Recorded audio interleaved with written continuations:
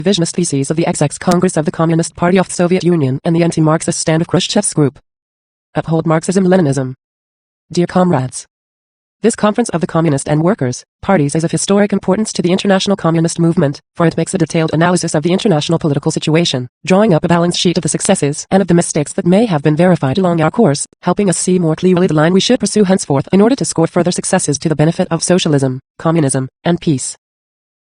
The existence of the socialist camp with the Soviet Union in the lead is already an accomplished fact in the world.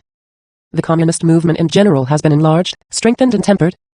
The communist and workers' parties throughout the world have become a colossal force to lead mankind forward towards socialism, towards peace.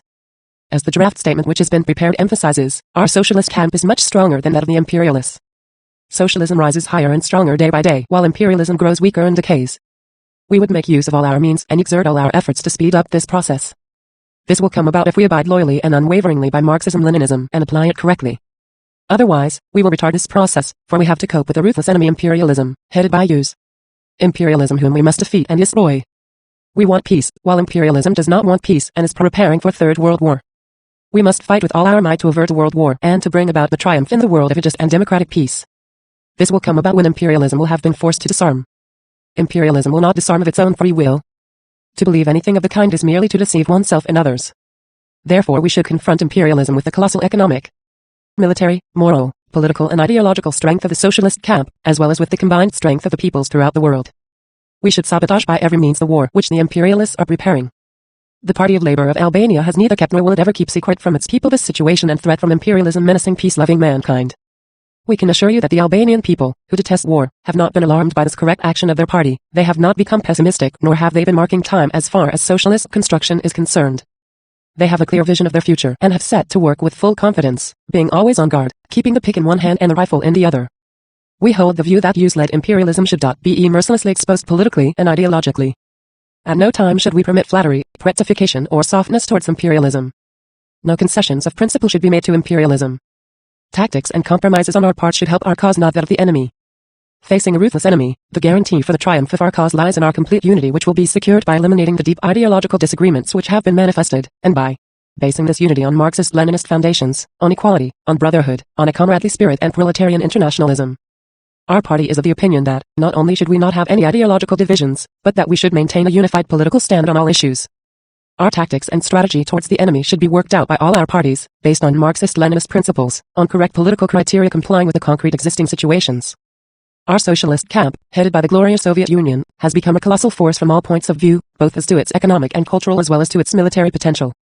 At the center of the successes, at the center of the strength of our camp lies the colossal moral and political, economic, cultural, and military strength of the Soviet Union. The successes in industry, agriculture, education and culture, in science and in the military field in the Soviet Union are exceptionally great. At the same time they are of immeasurable assistance to the achievement of major successes in the other countries of the socialist camp.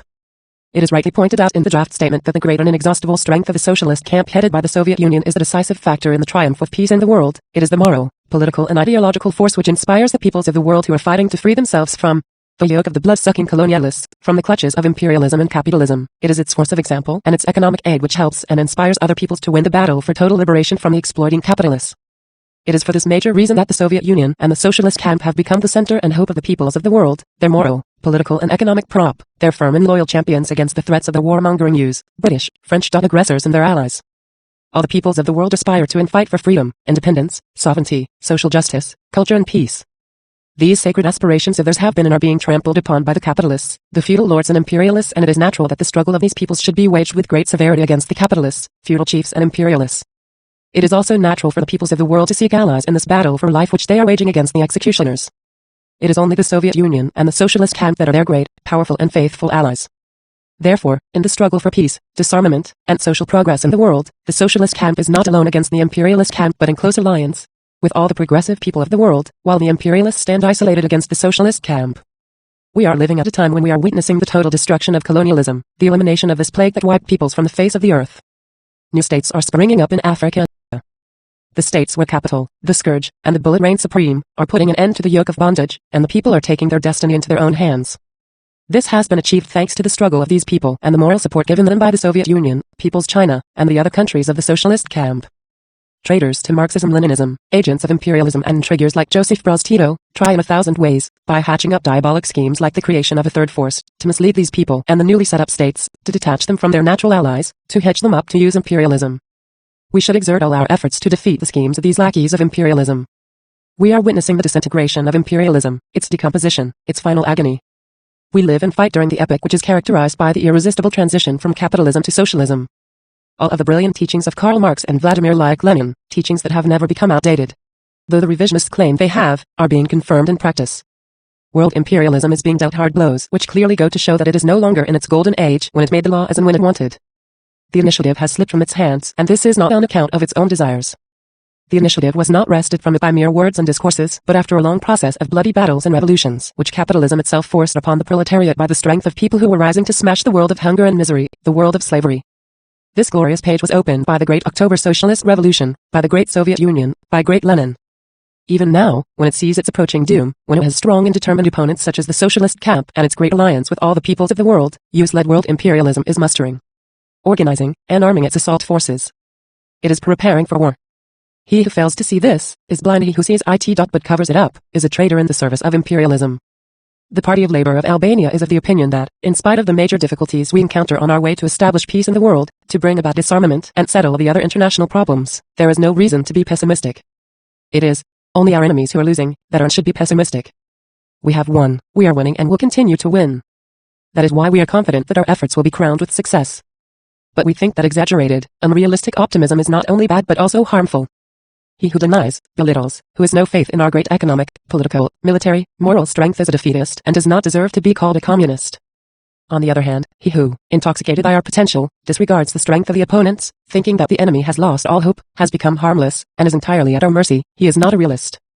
He bluffs, lulls mankind to sleep before all these complicated and very dangerous situations which demand very great vigilance from us all, which demand the heightening of the revolutionary drive of the masses, not its slackening, its disintegration, decomposition and relaxation. Waters sleep, but not the enemy is a wise saying of our long-suffering people. Let us look facts straight in the eye.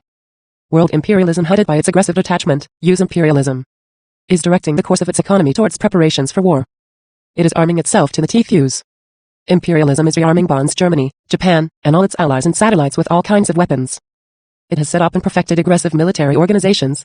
It has established and continues to establish military bases all around the socialist camp. It is accumulating stocks of nuclear weapons and refuses to disarm, to stop testing nuclear weapons, and is feverishly engaged in inventing new means of mass extermination. Why is it doing all this? To go to a wedding party? No, to go to war against us, to do away with socialism and communism, to put the peoples under bondage. The Party of Labour of Albania is of the opinion that if we say and think otherwise we will be deceiving ourselves and others. We would not be called communists if we were afraid of the vicissitudes of life. We, communists, detest war. We, communists, will fight to the end to smash the diabolic and warmongering schemes the US imperialists are up to, but if they launch a war, we should deal them a mortal blow that will wipe imperialism from the face of the earth once and for all. Faced with the nuclear blackmail of the US-led world imperialists, we should be fully prepared economically, politically, morally as well as militarily to cope with any eventuality. We should prevent a world war. It is not fatally unavoidable. But no one will pardon us if we live in a dream and let the enemy catch us unawares, for it has never happened that the enemy is to be trusted, otherwise, he would not be called an enemy. The enemy is and remains an enemy, and a perfidious one at that. He who puts his trust in the enemy will sooner or later lose his case. We should do everything, strive with all our means, in order to prevent war. The policy of the Soviet Union and of our socialist camp has been and remains a policy of peace. All the Soviet proposals and those of the governments of our countries of the people's democracy made in the international arena have aimed at easing tension among nations, at solving unsettled issues through negotiations and not through war. The peaceful policy of the Soviet Union and of the countries of the socialist camp has exerted a major influence in exposing the aggressive intentions of imperialism, in mobilizing the people against the warmongers, and promoting their glorious struggle against the imperialist oppressors and their tools. The examples of heroic Cuba, the struggle of the Japanese people and the events in South Korea and Turkey are the best proof of this. But, in spite of all this, many concrete problems that lie on the table, like the proposals for disarmament, the summit conference, etc., have not yet been resolved and are being systematically sabotaged by the US imperialists. What conclusions should we draw from all this? The Party of Labour of Albania thinks that imperialism and, first and foremost, US imperialism, has not changed its skin, color or nature. It is aggressive and will remain aggressive as long as it has a single tooth left in its mouth. And being of an aggressive nature, it may plunge the world into a war. Therefore, as we emphasized at the meeting of the editorial committee, we insist that it should be brought home clearly to all the peoples that there is no absolute guarantee against world war until socialism has triumphed throughout the world, or at least in the majority of countries. The US imperialists make no secret of their refusal to disarm. They are increasing their armaments, preparing for the war, therefore we should be on our guard. We should make no concessions of principle to the enemy, we should entertain no illusions about imperialism because, despite our good intentions, we would make things worse. In addition to rearming and preparing war against us, the enemy is launching an unbridled propaganda to poison the spirit and venom the minds of the people. They spend millions of dollars to recruit agents and spies, millions of dollars to organize acts of espionage, diversion and of outrage in our countries. U.S. imperialism has given and is giving billions of dollars to its loyal agents, the treacherous Tito gang. It does all this with a view to weakening our internal front, to sowing dissension, to weakening and disorganizing our rural areas. A lot is said about peaceful coexistence, some even go so far as to assert such absurdities as that peoples China and Albania are allegedly opposed to peaceful coexistence. Obviously, such harmful and erroneous views should be rejected once and for all. There can be no socialist state, there can be no communist who is opposed to peaceful coexistence, who is a warmonger. Great Lenin was the first to put forward the principle of peaceful coexistence among states of different social orders as an objective necessity as long as socialist and capitalist states exist side by side in the world. Standing loyal to this great principle of Lenin's, our Party of Labor has always held and still holds that the policy of peaceful coexistence responds to the vital interests of all the peoples, responds to the purpose of the further consolidation of the positions of socialism. Therefore, this principle of Lenin's is the basis of the entire foreign policy of our people's state. Peaceful coexistence between two opposing systems does not imply, as the modern revisionists claim, that we should give up the class struggle. On the contrary, the class struggle must continue. The political and ideological struggle against imperialism, against bourgeois and revisionist ideology, should become ever more intense. In our persistent struggle to establish Leninist peaceful coexistence while making no concessions of principle to imperialism, we should further promote the class struggle in capitalist countries as well as the national liberation movement of the people of colonial and dependent countries. In our view, the communist and workers' parties in the capitalist countries should strive to establish peaceful coexistence between their countries which are still under the capitalist system and our socialist countries. This strengthens the positions of peace and weakens the positions of capitalism in those countries and, in general, helps the class struggle in those countries. But their task does not end there. In these countries, it is necessary to promote, intensify and strengthen the class struggle. The laboring masses, guided by the local proletariat headed by the Communist Party and in alliance with all the proletariat of the world, should make life impossible for imperialism, should crush its fighting and economic potential, should wrest from its hands its economic and political power and proceed to the destruction of the old power and the establishment of the new power of the people. Will they do this by violence or by the peaceful parliamentary road? This question has been clear, and it was not necessary for Comrade Khrushchev to confuse it in the 20th Congress, and do so in such a way as to please the opportunists. Why was it necessary to resort to so many parodies of Lenin's clear theses and the October Socialist Revolution? The Party of Labor of Albania is quite clear about and does not shift from Lenin's teachings on this matter. So far, no people, no proletariat and no communist or workers' party has assumed power without bloodshed and without violence. It is incorrect for some comrades to claim that they assumed power without bloodshed, for they forget that the glorious Soviet army shed streams of blood for them during the Second World War. Our party thinks that, in this matter, we should be prepared and prepared well for both eventualities, especially for taking power by violence, for if we are well prepared for this eventuality, the other eventuality has more chance of success. The bourgeoisie may allow you to sing psalms, but then it deals you a fascist blow to the head and crushes you because you have not trained the necessary cadres to attack, nor done illegal work. You have not prepared a place where you can be protected and still work, nor the means with which to fight. We should forestall this tragic eventuality.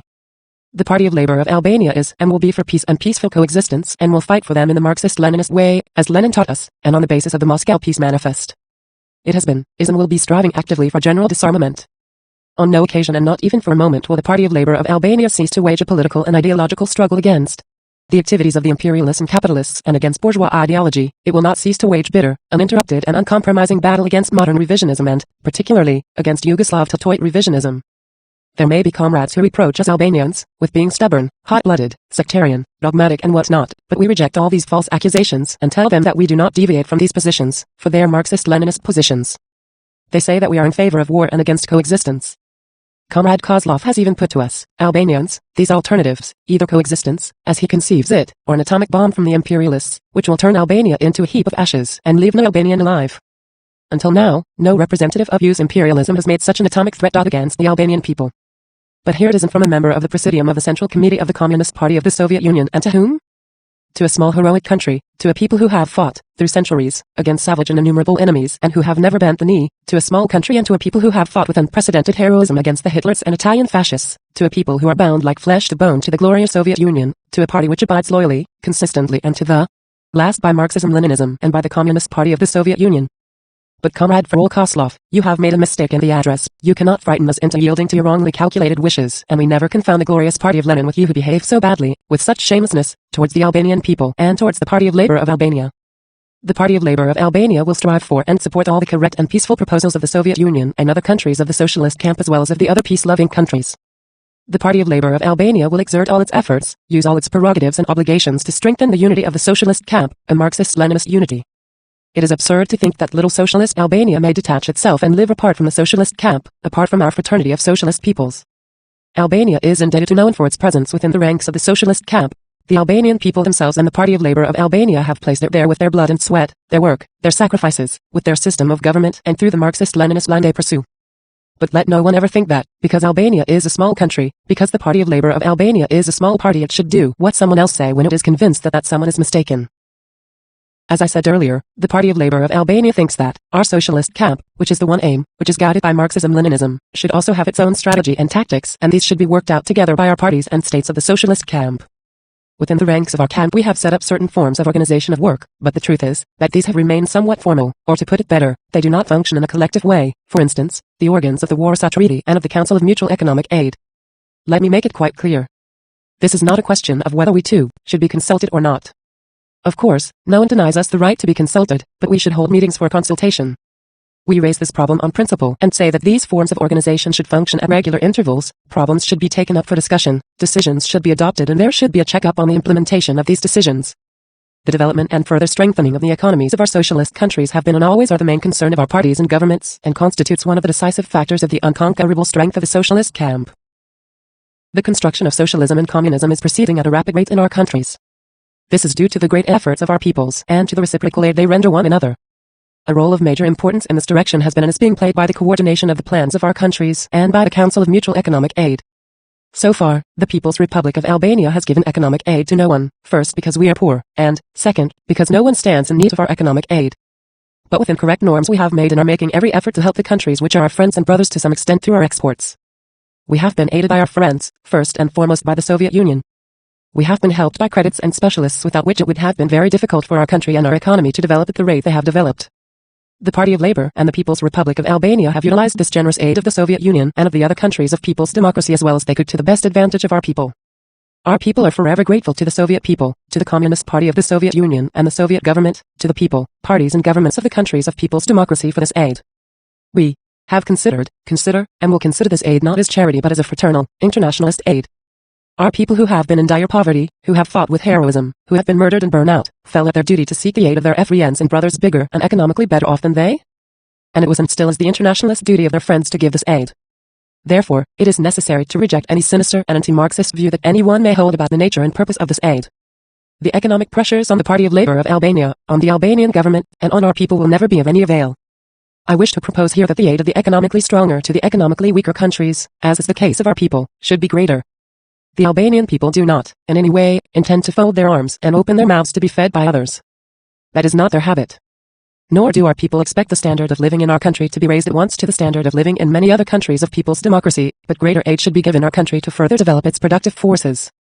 We think that the economically stronger countries of the socialist camp should accord credits also to neutral capitalist countries and to peoples recently liberated from colonialism, provided the leaders of these capitalist countries are opposed to imperialism, support the peaceful policy of the socialist camp and do not hinder or oppose the legitimate struggle of the revolutionary forces, but first of all, the needs of the countries of the socialist camp should be looked into more carefully and be fulfilled.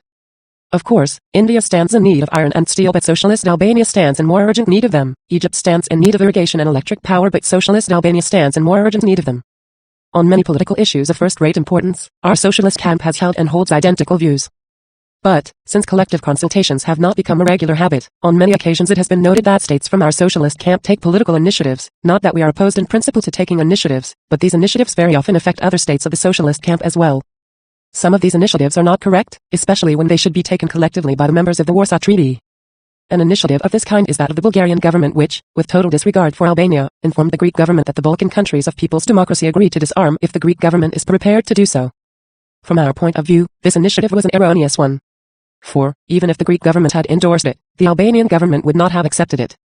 Albania is in agreement with the Soviet proposal made by Nikita Khrushchev in May 1959. Note, the government of the USSR, through this proposal and through notes addressed on May 25, 1959 to the governments of Albania, Bulgaria, Romania, Yugoslavia, Turkey, Greece, Italy, France, Britain and the United States, sought the creation of a nuclear-free zone in the Balkans and Adriatic, but not with the Bulgarian proposal which intends to disarm the Balkan countries and leave Italy unaffected. Or have the Bulgarian comrades forgotten that bourgeois and fascist Italy has attacked Albania a number of times during this century? On the other hand, can the Bulgarian comrades, without consulting at all the Albanian government with which they are bound by a defensive treaty, be allowed to propose a treaty of friendship and non-aggression to the Greek government at a time when Greece maintains a state of war with Albania and makes territorial claims against our country? It seems to us that it's dangerous to take such unilateral actions. From this correct and legitimate opposition of ours, perhaps the Bulgarian comrades may have arrived at the conclusion that we, Albanians, do not properly understand coexistence, that we want war, and so forth. These views are erroneous. Similar gestures have been made also by the Polish comrades at the United Nations, when Comrade Gomulka stated in a unilateral way at the General Assembly of the United Nations Organization that Poland proposes to preserve the status quo on the stationing of military forces in the world and, concretely, that no more military bases should be created, that those that have been set up already should remain, that no more missiles should be installed but the existing ones should remain, that those states that have the secret of the atomic bomb should keep it and not give it to other states. In our opinion, such a proposal is contrary to the interests of our camp. No more missiles to be installed, but by whom and where? All the NATO allies including Italy, West Germany and Greece have been equipped with missiles. Not to give the secret of the atomic bomb, to whom? Britain, France and West Germany have it. It is clear that a proposal of this kind will oblige us, the countries of people's democracy, not to install missiles, or any other country of the socialist camp except the Soviet Union, not to have the atomic bomb. We pose the question, why should communist China not have the atomic bomb? We think that China should have it, and when she has the bomb and missiles, then we will see in what terms US imperialism will speak. We'll see whether they will continue to deny China her rights in the international arena. We will see whether the US imperialists will dare brandish their weapons as they do at present. Someone may pose the question, will China win her rights over the United States of America by possessing and dropping the bomb? No, neither China nor the Soviet Union will ever use the bomb unless they are attacked by those who have aggression and war in their very blood. If the Soviet Union did not possess the bomb, the imperialists would speak in other terms with us. We will never attack with the bomb. We are opposed to war. We are ready to destroy the bomb, but we keep it for defensive purposes. It is fear that guards the vineyard, is a saying of our people. The imperialists should be afraid of us, and terribly afraid at that. Based on Marxism-Leninism and on the Moscow Declaration and Statement on Peace. Note, this refers to the documents approved by the meeting of Communist and Workers' parties which was held in Moscow in November 1957, the central document of which is commonly known as the Moscow Declaration of 1957. The meeting at which this speech was delivered issued its own central document, known as the Statement of 81 Communist and Workers' Parties, or simply the Statement. Both documents, in conjunction, were to have important roles in the later Sino-Soviet debate. The Party of Labor of Albania has pursued a correct Marxist-Leninist line in matters of international policy and in the important problems of socialist construction. In international relations, the line of our party has been in accord with the policy of the socialist camp and has followed the direction of the peaceful policy of the Soviet Union. The Party of Labor of Albania has considers, and will consider the Soviet Union as the savior of our people, and its great experience as universal, very necessary and indispensable to all. The Party of Labor of Albania has followed, implemented, and adopted this great experience unreservedly in all fields, and has scored successes. We have scored successes in setting up and strengthening our industry, in collectivizing agriculture, and developing education and culture, which has made great progress in building our state and our party. Our party has now gained maturity and a rich experience and work in this direction. Our party has educated, educates, and will continue to educate our people with a great love and loyalty towards the peoples and the Communist Party of the Soviet Union. This love has been tempered and will be tempered each passing day, for it is needed with blood, for it has developed on the basis of Marxism-Leninism and proletarian internationalism. We have loved, and still love the Soviet people from the bottom of our hearts, and the Soviet people, on their part, have loved and love the people and the Party of Labor of Albania in the same way. This is friendship between peoples, friendship between Marxist-Leninist parties, and, therefore, it will flourish through the ages and will never die. This is the unshakable conviction of the Albanian communists, a conviction they have deeply implanted and will continue to implant among our people. We have said and we repeat now that, without this friendship, there could not have been freedom for our people. This is the fruit of Leninism. The major problems of the time have preoccupied the Party of Labor of Albania and our people. Our people's republic has been surrounded geographically by capitalist states and the Yugoslav revisionists. We have had to be highly vigilant and tie down people and considerable funds to defend our borders, to defend the freedom and sovereignty of our country from the innumerable attempts of the imperialists and their satellites and lackeys. We are a small country and a small people who have suffered to an extraordinary degree, but who have also fought very hard. We are not indebted to anyone for the freedom we enjoy today, for we have won it with our own blood. We are continually aware, day and night, of our imperialist enemies, of their maneuvers against the socialist camp and our country in particular. Therefore we have never had nor will ever entertain illusions about their changing their nature and their intentions towards our peoples, our camp, and towards socialist Albania in particular. Our party has been and is for peace, and will fight unceasingly, by the side of the Soviet Union, of People's China, of the other countries of the socialist camp, and of all the progressive peoples of the world, to defend peace. For the sacred purpose the Party of Labor of Albania and our government have supported with all their strength the peaceful policy of the Communist Party and government of the Soviet Union and of all the countries of the socialist camp. On every issue and on every proposal we have been in solidarity with them. The US and British imperialists have accused us Albanians of being savage and warlike. This is understandable, for the Albanian people have dealt telling blows at their repeated attempts to put us under bondage and have smashed the heads of their agents who conspired against the Party of Labour of Albania and our regime of people's democracy. Tito's gang, that of the Greek monarcho-fascist chauvinists, the rulers in Rome have accused us of being warmongers and disturbers of the peace in the Balkans, because, without hesitation, we have always, and will always hit them hard, for their intentions have been, remain, and will always be to chop up Albania among themselves, to enslave our people. We do not think we need prove at this meeting that war is alien to the socialist countries, to our Marxist-Leninist parties, but the question remains, why do the imperialists and their agents accuse China and Albania of being warlike and, allegedly, opposed to peaceful coexistence? Let us take the question of Albania. Against whom would Albania make war and why? It would be ridiculous to waste our time in answering this question. But those who accuse us of this are trying to cover up their aggressive intentions towards Albania. Rankovic wants us to turn our borders into a roadhouse with 2 gates to which Yugoslav, Italian and Greek agents and weapons could go in and out freely, without visas, in order to bring us their culture of cutthroats so that Tito may realize his dream of turning Albania into the 7th Republic of Yugoslavia, so that the reactionary Italian bourgeoisie may put into action for the 3rd time their predatory intentions towards Albania, or so that the Greek monarcho-fascists may realize their crazy dream of grabbing southern Albania. Because we have not permitted and will never permit such a thing, we are warmongers. They know very well that if they violate our borders they will have to fight us in the whole socialist camp.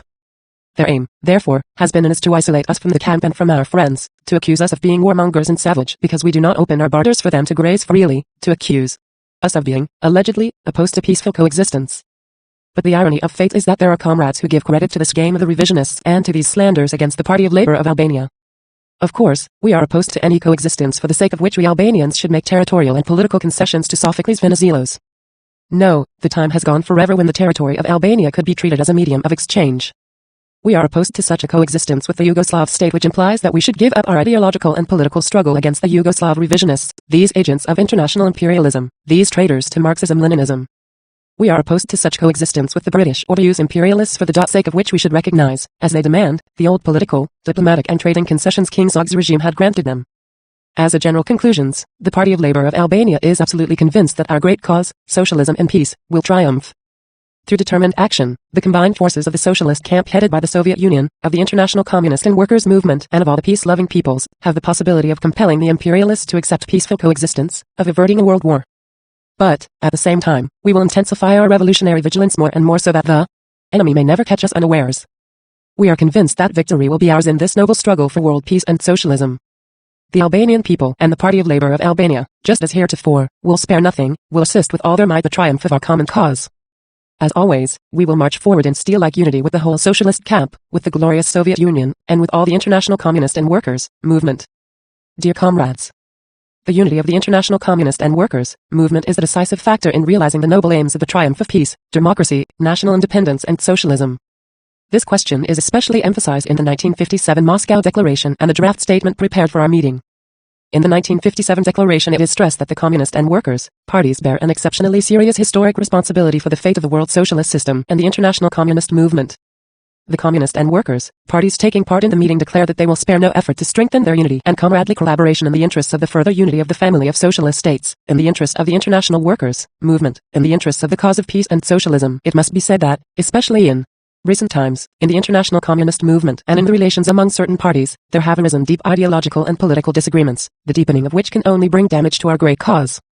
Therefore, the Party of Labour of Albania thinks that, in order to forge ahead together towards fresh victories, it is necessary to condemn the mistakes and negative manifestations which have appeared so far and to correct them. We want to refer here to the Bucharest meeting at which our party, as you know, refrained from expressing its opinion concerning the disagreements which have arisen between the Communist Party of the Soviet Union and the Communist Party of China, but reserved the right to do so at this meeting of the representatives of the communist and workers' parties. At that time the Party of Labour of Albania was accused by the Soviet comrades and by some comrades of the other fraternal parties, of everything imaginable, but no one took the trouble to think for a moment why this party maintained such a stand against all this current, why this party, which has stood loyal to the end to Marxism-Leninism and the Moscow Declaration, is unexpectedly accused of allegedly opposing Marxism-Leninism and the Moscow Declaration, why this party, so closely bound to the Soviet Union and to the Communist Party of the Soviet Union, suddenly comes out in opposition to the leadership of the Soviet Union? Now that all the comrades have in their hands the information materials of both the Soviet and Chinese Communist parties, let them reflect on them themselves. We have read and studied both the Soviet and Chinese materials, we have discussed them carefully with the party activists, and come to this meeting with a unanimous view of the party as a whole. As we all know, on the occasion of the Congress of the Romanian Labour Party on June 24 this year, the Bucharest Conference was suddenly organized on the initiative of the comrades of the leadership of the Communist Party of the Soviet Union without any previous warning, at least, as far as our party was concerned. Instead of exchanging opinions and setting the date for this conference we are holding today, which was agreed upon by the letters of June 2 and 7, it took up another topic, namely, the ideological and political accusation directed against the Chinese Communist Party, on the basis of the Soviet informative material. On the basis of this material, entirely unknown up to a few hours before the meeting of the conference, the delegates of the fraternal Communist and Workers' parties were supposed to pronounce themselves in favor of the views of the Central Committee of the Communist Party of the Soviet Union, at a time when they had come to Bucharest for another purpose and had no mandate, at least as regards the delegation of our party from their parties to discuss, let alone decide, on such an important issue of international communism. Nor could a serious discussion be thought of about this material which contained such gross accusations against another Marxist-Leninist party, when not only the delegates but, especially the leaderships of the Communist and Workers' parties were not allowed to study it from all angles and without allowing the necessary time to the party accused to submit its views in all the forms which the accusing party had used. The fact is that the overriding concern of the Soviet leadership was to have its accusations against the Chinese Communist Party passed over quickly and to have the Chinese Communist Party condemned at all costs. This was the concern of Comrade Khrushchev and the other Soviet comrades in Bucharest, and not at all the international political issues worrying our camp and the world as a whole. Our party would have been in full agreement with a conference of this kind, with whatever other conference of whatever agenda that might be set, provided that these conferences were in order, had the approval of all the parties, had a clear agenda set in advance, provided the Communist and Workers' parties were given the necessary material and allowed enough time to study these materials so that they could be prepared and receive the approval of the Party Political Bureau and, if necessary, of the plenums of the central committees, on the decisions that eventually might be taken at these conferences. The conferences should be conducted according to the Leninist norms governing the relations among Communist and Workers' parties. They should be conducted in complete equality among parties, in a comradely communist and internationalist spirit and with lofty communist morality. The Bucharest Conference did not comply with these norms, therefore, our party, although it took part in it, denounced and denounces that conference as out of order and in violation of Leninist norms. We think that the Bucharest Conference did a great disservice to the cause of the international communist movement, to the cause of the international solidarity of the workers, to the cause of strengthening the unity of the socialist camp, to the cause of setting a Marxist-Leninist example and settling ideological, political and organizational disputes that may arise within the ranks of the Communist and Workers' parties and which damage Marxism-Leninism. The blame for this falls on the comrades of the leadership of the Communist Party of the Soviet Union who organized this conference, who conceived those forms and who applied those non-Marxist norms in this matter. The aim was to have the Chinese Communist Party condemned by the international communist movement for faults which do not exist and are baseless. The Central Committee of the Party of Labour of Albania is fully convinced of this on the basis of the study of facts, of the Soviet and Chinese materials which the Party of Labour of Albania now has at its disposal, based on a detailed analysis which the Party of Labour of Albania has made of the international situation and the official stance of the Communist Party of the Soviet Union and the Chinese Communist Party. The whole Party of Labour of Albania holds a unanimous view that the Soviet comrades made a grave mistake at Bucharest, by unjustly condemning the Chinese Communist Party for having, allegedly, deviated from Marxism-Leninism, for having, allegedly, violated and abandoned the 1957 Moscow Declaration.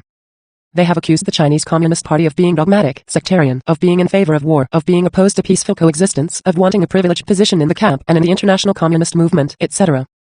The Soviet comrades made a grave mistake also when, taking advantage of the great love and trust which the communists have for the Soviet Union and the Communist Party of the Soviet Union, they try to impose their incorrect views towards the Chinese Communist Party on the other Communist and Workers' parties. Right from the start, when the Soviet comrades began their feverish and impermissible work of inveigling the comrades of our delegation in Bucharest, it became clear to the Party of Labour of Albania that the Soviet comrades, resorting to groundless arguments and pressure, wished to lead the delegation of the Party of Labour of Albania into the trap they had prepared, to bring them into line with the distorted views of the Soviet comrades.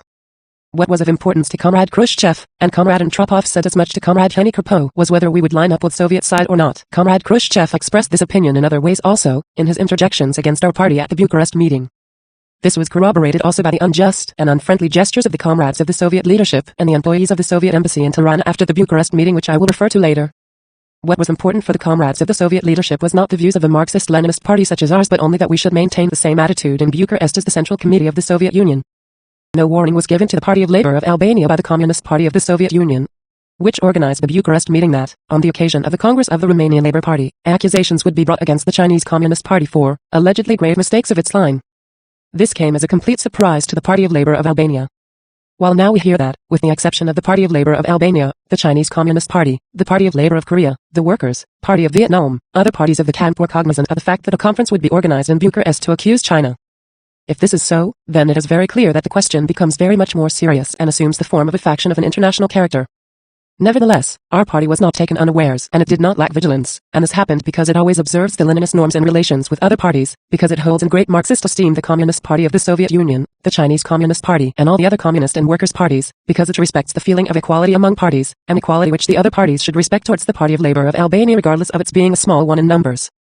Right from the beginning, our party saw that these norms were being violated at the Bucharest meeting, and that is why it took the stand you all know, a stand, which it considered and considers, as the only correct one to maintain towards the events as they developed. Some leaders of fraternal parties dubbed us as neutralists, some others reproached us with deviating from the correct Marxist-Leninist line, and these leaders went so far as to try to discredit us before their own parties. We reject all these with scorn, because they are slanders, they are not honest, and neither are they compatible with communist morality. We pose the questions to those who undertook such contemptible acts against the Party of Labor of Albania. Has a party the right to express its opinions freely on matters as it views them? What opinion did the Party of Labor of Albania express in Bucharest? We expressed our loyalty to Marxism-Leninism, and this is corroborated by the entire life and struggle of the Party of Labor of Albania. We manifested our loyalty to the 1957 Moscow Declaration and Peace Manifesto, and this is corroborated by the line pursued with consistency by the Party of Labor of Albania. We expressed our loyalty to and defended the unity of the socialist camp and socialism, and this is corroborated by the whole struggle of the Party of Labor of Albania.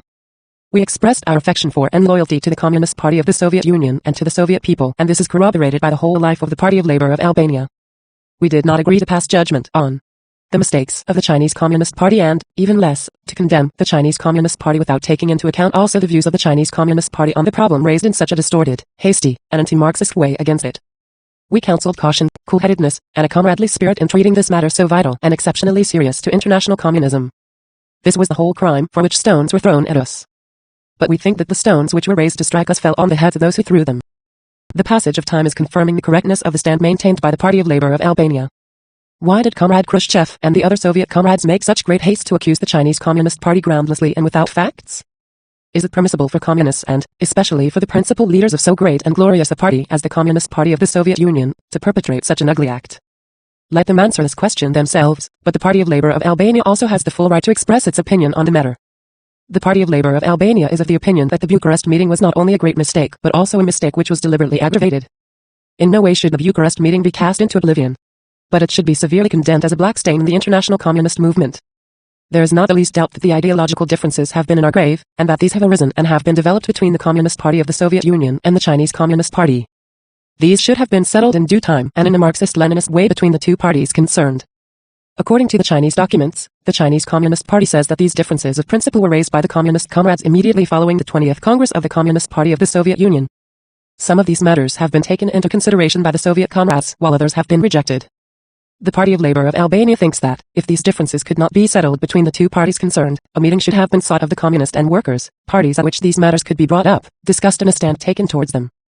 It is not right that these matters should have been left unsettled, and the blame for this must fall on the Soviet comrades who had knowledge of these differences but disregarded them because they were dead certain of their line and its inviolability, and this, we think, is an idealist and metaphysical approach to the problem.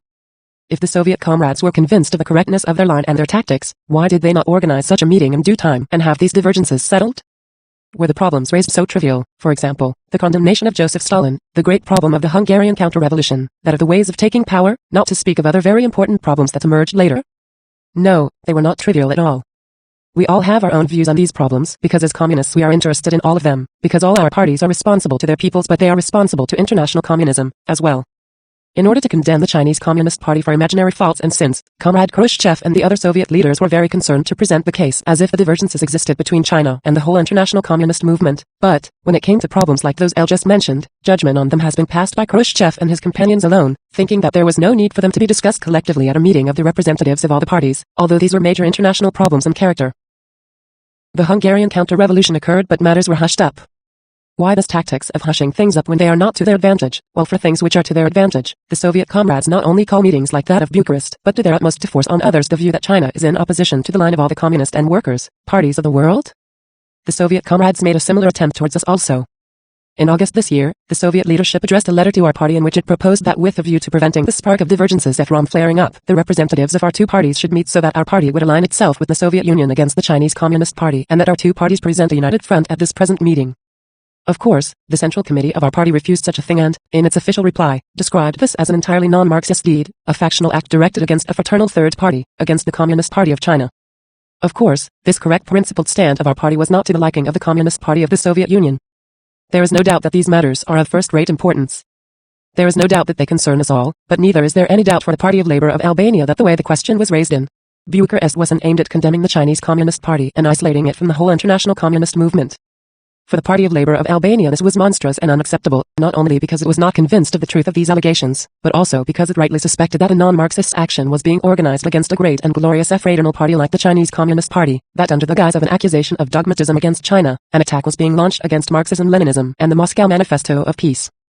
At the meeting, the Chinese Communist Party was accused of many things. This should have figured in the communiqué. Why was it not done? If the accusations were well grounded, why all this hesitation and why issue a communiqué which did not correspond to the purpose for which the conference was called? Why was there no reference in it to the great danger of dogmatism allegedly threatening international communism? No, comrades, the Bucharest conference cannot be justified. It was not based on principle, it was a biased one to achieve certain objectives, of which the main one was, in the opinion of the Party of Labour of Albania, that by accusing the Chinese Communist Party of dogmatism, to cover up some grave mistakes of line which the Soviet leading comrades have allowed themselves to make. The Soviet comrades stood in need of the support of the other parties on this matter. That is why they tried frankly to catch them unawares. The Soviet comrades achieved half their aim and won the right to raise in these parties the condemnation of China as the outcome of an international conference of communism in the communist and workers' parties, with the exception of the Party of Labour of Albania and certain other communist and workers' parties. The question was raised of the grave errors of policy committed by the Chinese Communist Party. The unanimous condemnation of China in Bucharest was reported in an effort to create opinion in the parties and among the people in this direction. The Party of Labour of Albania was also condemned at some of these party meetings. After the Bucharest conference, the Central Committee of the Party of Labour of Albania decided, and decided rightly, to discuss in the party only the communiqué, to tell the party that there existed divergences of principle between the Communist Party of the Soviet Union and the Chinese Communist Party, which should be taken up and settled at the coming November conference in Moscow. And this was what was done. But this stand of our party did not please the leading comrades of the Communist Party of the Soviet Union, and this we very soon felt. Immediately following the Bucharest meeting, an unexpected, unprincipled attack was launched. Brutal intervention and all-round pressure was undertaken against our party and its Central Committee. The attack was begun by Comrade Khrushchev in Bucharest and was continued by Comrade Kozlov in Moscow. The comrades of our political bureau who happened to pass through Moscow were worked upon with a view to turning them against the leadership of our party, putting forward that the leadership of the Party of Labour of Albania had betrayed the friendship with the Soviet Union, that the line pursued by the leadership of the Party of Labour of Albania is characterized by zigzags, that Albania must decide to go either with the 200 millions with the Soviet Union or with the 650 millions with People's China, and finally that an isolated Albania is in danger, for it would take only one atomic bomb dropped by the Americans to wipe out Albania and all its population completely, and other threats of the kind. It is absolutely clear that the aim was to sow discord in the leadership of our party, to remove from the leadership of the Party of Labour of Albania those elements who, the Soviet leaders thought, stood in the way of their crooked and dishonest undertakings. What came out of this divisive work was that Comrade Leary Belishova, member of the political bureau of the Central Committee of the Party of Labour of Albania, capitulated to the cajolery of the Soviet leaders, to their blackmail and intimidation, and took a stand in open opposition to the line of her party. The attempt of the Soviet comrades in their letter to the Central Committee of the Chinese Communist Party to present this question as if the friends of the Soviet Union in Albania are being persecuted is a falsehood. The 1.5 million Albanians and the Party of Labour of Albania have been, are, and will be, lifelong friends of the Soviet Union and its Communist Party, sworn friends of the Soviet people. They have forged and steeled this friendship, tempered in blood, not the various capitulators, splitters and deviators. But attempts to arouse suspicion about the correct stand of our party in Bucharest were not confined to Moscow alone. They were made with even more fervor in Tirana by the employees of the Soviet embassy, with the Soviet ambassador in Tirana himself in the lead. As I said before, prior to the Bucharest conference, one could not imagine closer, more sincere, more fraternal relations than those between us and the Soviet comrades. We kept nothing from the Soviet comrades, neither party nor state secrets. This was decided upon by our Central Committee. These relations reflected the great love and loyalty which our party had tempered in blood between the Albanian and Soviet peoples. It was these sacred sentiments of the Party of Labour of Albania and of our people that certain sickly elements, with the Soviet ambassador at the head, trampled underfoot. Taking advantage of our friendly relations, taking advantage of the good faith of our cadres, they began feverishly and intensively to attack the Marxist-Leninist line of the Party of Labour of Albania, to split the party, to create panic and confusion in its ranks, to alienate the leadership from the party, and the Soviet ambassador to Tirana went so far as to attempt to incite the generals of our army to raise the People's Army against the Party of Labour of Albania and the Albanian state. But the saw struck a nail, and this came to naught, for the unity of our party is steel-like. Our cadres, tempered in the National Liberation War and in the bitter life and death struggle with the Yugoslav revisionists, defended their heroic party in a Marxist way. They know well enough how to draw the line between the Communist Party of the Soviet Union of Lenin and the splitters. They know well enough how to defend and temper their love and loyalty towards the Soviet Union. And in fact they put these denigrators in their place. Nevertheless, the employees of the Soviet embassy to Tirana, with the ambassador in the lead, succeeded. through impermissible anti-Marxist methods, in making the chairman of the Control Commission of the Party of Labour of Albania, who, 15 days before had been at one with the line pursued by the Central Committee of the Party of Labour of Albania in Bucharest, fall into the clutches of these intriguers, deviate from Marxism-Leninism and come out flagrantly against the line of his party. It is clear that these contemptible acts of these Soviet comrades aimed at splitting the leadership of the Party of Labour of Albania, at alienating it from the masses and from the party. And this, as a punishment for the crime we had committed in Bucharest, for having the courage to express our views freely as we saw fit. The functionaries of the Soviet embassy to Tirana went even further.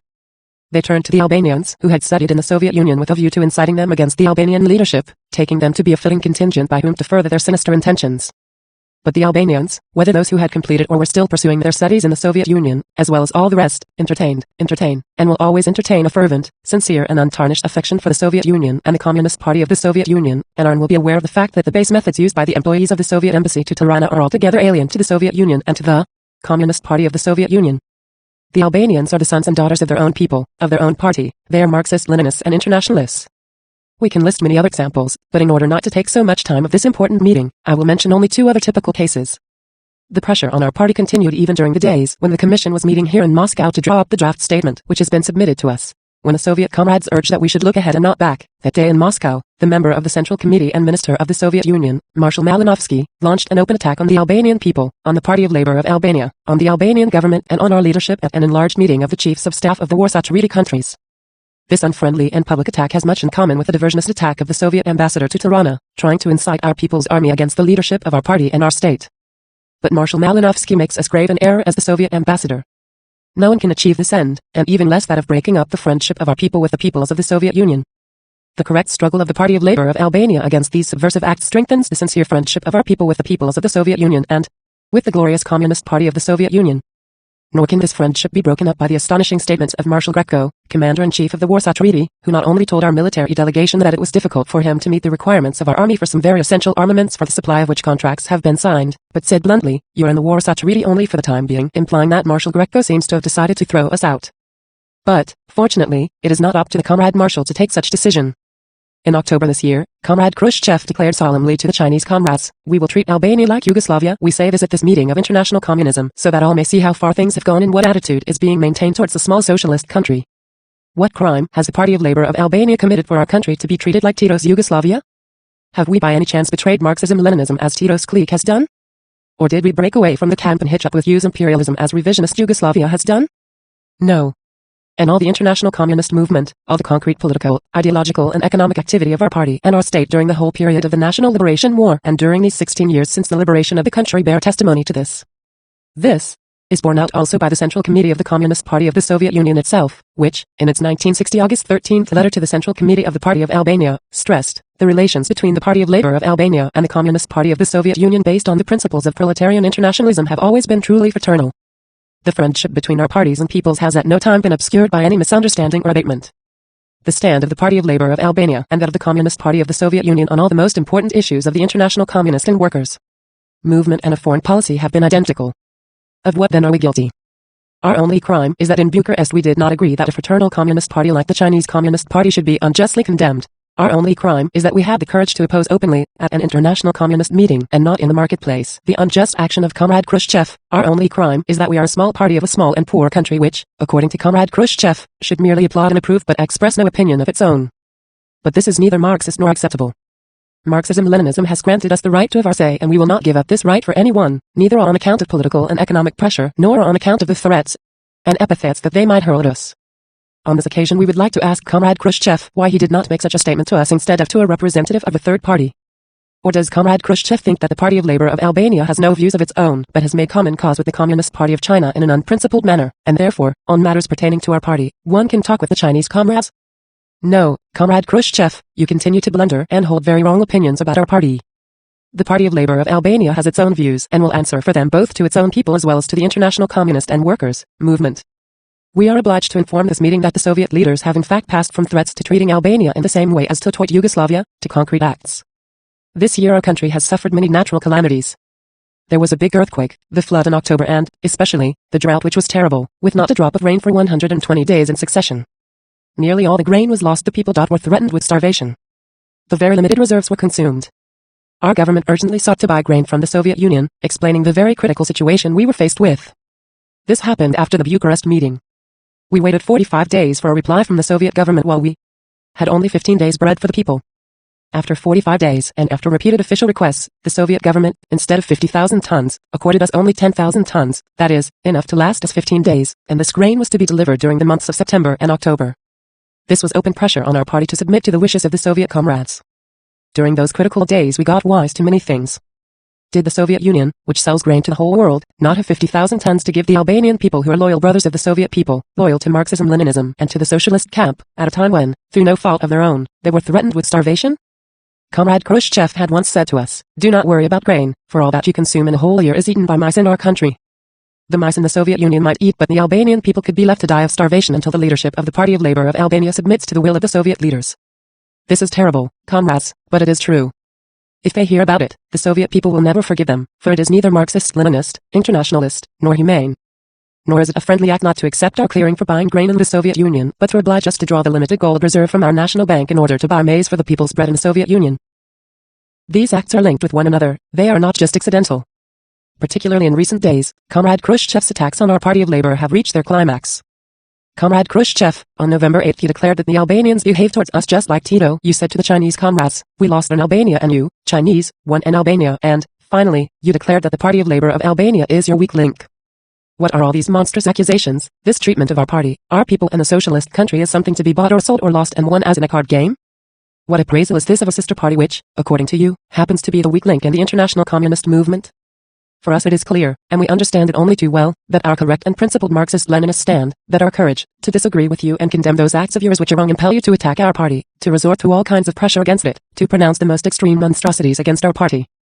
But there is nothing comradely, nothing communist in this. You identify us with the Yugoslav revisionists.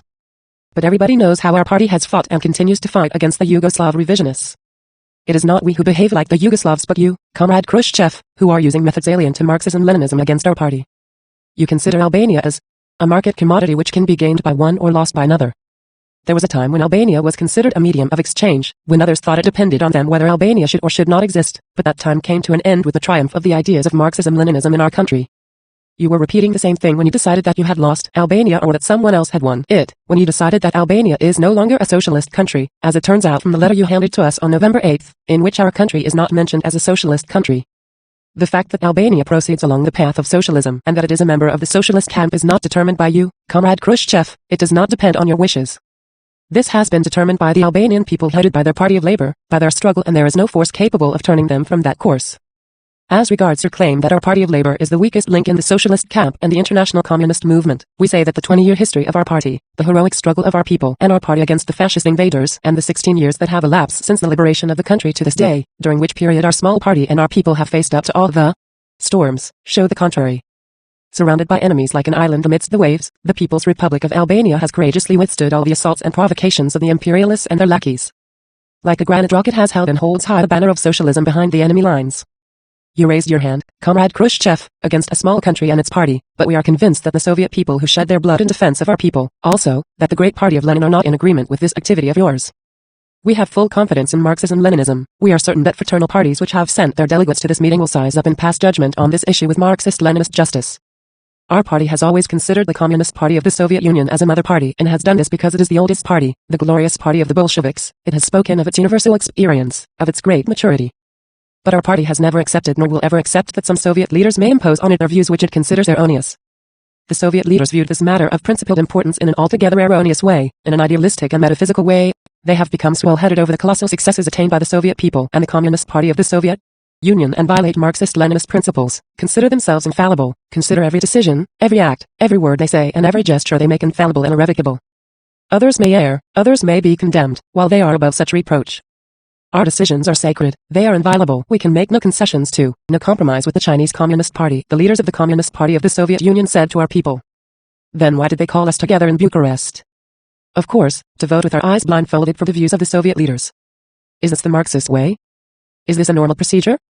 Is it permissible for one party to engage in subversive acts, to cause a split, to overthrow the leadership of another party or of another state? Never. The Soviet leaders accused Comrade Stalin of allegedly interfering in other parties, of imposing the views of the Bolshevik Party upon others. We can bear witness to the fact that at no time did Comrade Stalin do such a thing towards us, towards the Albanian people and the Party of Labour of Albania. He always behaved as a great Marxist, as an outstanding internationalist, as a comrade, brother and sincere friend of the Albanian people. In 1945, when our people were threatened with starvation, Comrade Stalin ordered the ships loaded with grain destined for the Soviet people, who also were in dire need of food at that time, and sent the grain at once to the Albanian people. Whereas, the present Soviet leaders permit themselves these ugly deeds. Are such economic pressures permissible? Is it permissible to threaten the Albanian people, as the Soviet leaders did after the Bucharest meeting? In no way whatsoever. The Soviet Union has always aided us in a generous way through credits and by all other means. New Albania could not be built without this aid, first and foremost, from the Soviet Union and from the other countries of people's democracy. To tell the truth, we are very grateful to the Soviet Union and to the Communist Party and government of the Soviet Union for the great aid they have given our country to build up its industry, to set agriculture on its feet, in short, to improve the life of our people and speed up socialist construction. We know that this aid is an internationalist aid given our small people who, before the war, suffered great, all-round misery, and that the Second World War burned and devastated our country, though never doubting the Albanian people who, under the leadership of the glorious Party of Labour of Albania, fought with great heroism and liberated themselves. But why did the Soviet leadership change its attitude towards us after the Bucharest meeting to the point that it let the Albanian people suffer from hunger?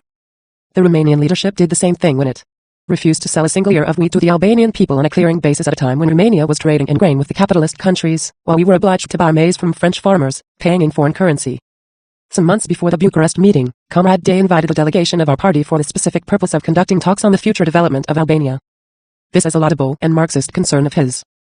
Comrade Day said to our party, we, the other countries of people's democracy, should no longer discuss how much credit should be accorded to Albania, but we should decide to build in Albania such and such factories, to raise the means of production to a higher level, regardless of how many million rubles they will cost. That is of no importance, Comrade Day added. We have talked this over with Comrade Khrushchev, too, and we have been in agreement, but then came the Bucharest meeting, and our party maintained the stand you all know.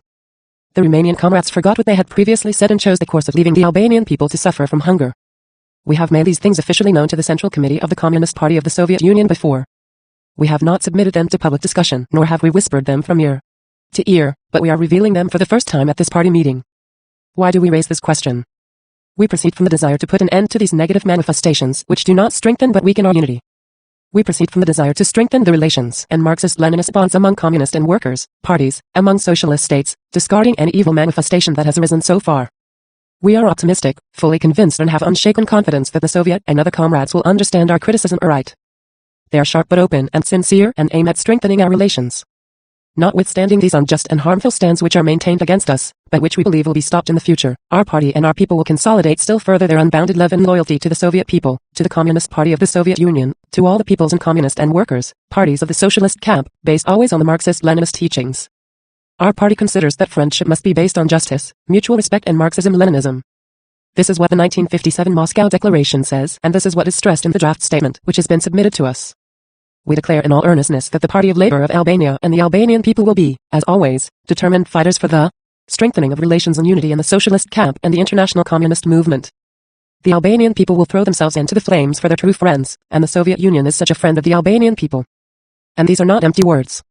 I am expressing here the sentiments of our people and of our party, and let no one ever think that we love the Soviet Union and the Communist Party of the Soviet Union for the sake of someone's beautiful eyes or to please some individual, but because without the Soviet Union there would be no free life in the world today. Fascism and capitalist terror would reign supreme.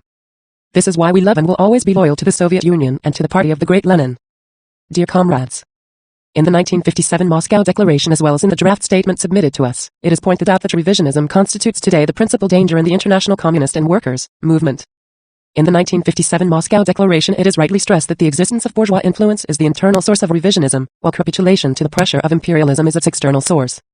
Experience has fully corroborated that, disguised under pseudo-Marxist and revolutionary slogans, modern revisionism has tried by all manner of means to discredit our great doctrine, Marxism-Leninism, which it has dubbed as outdated and no longer compatible with social development.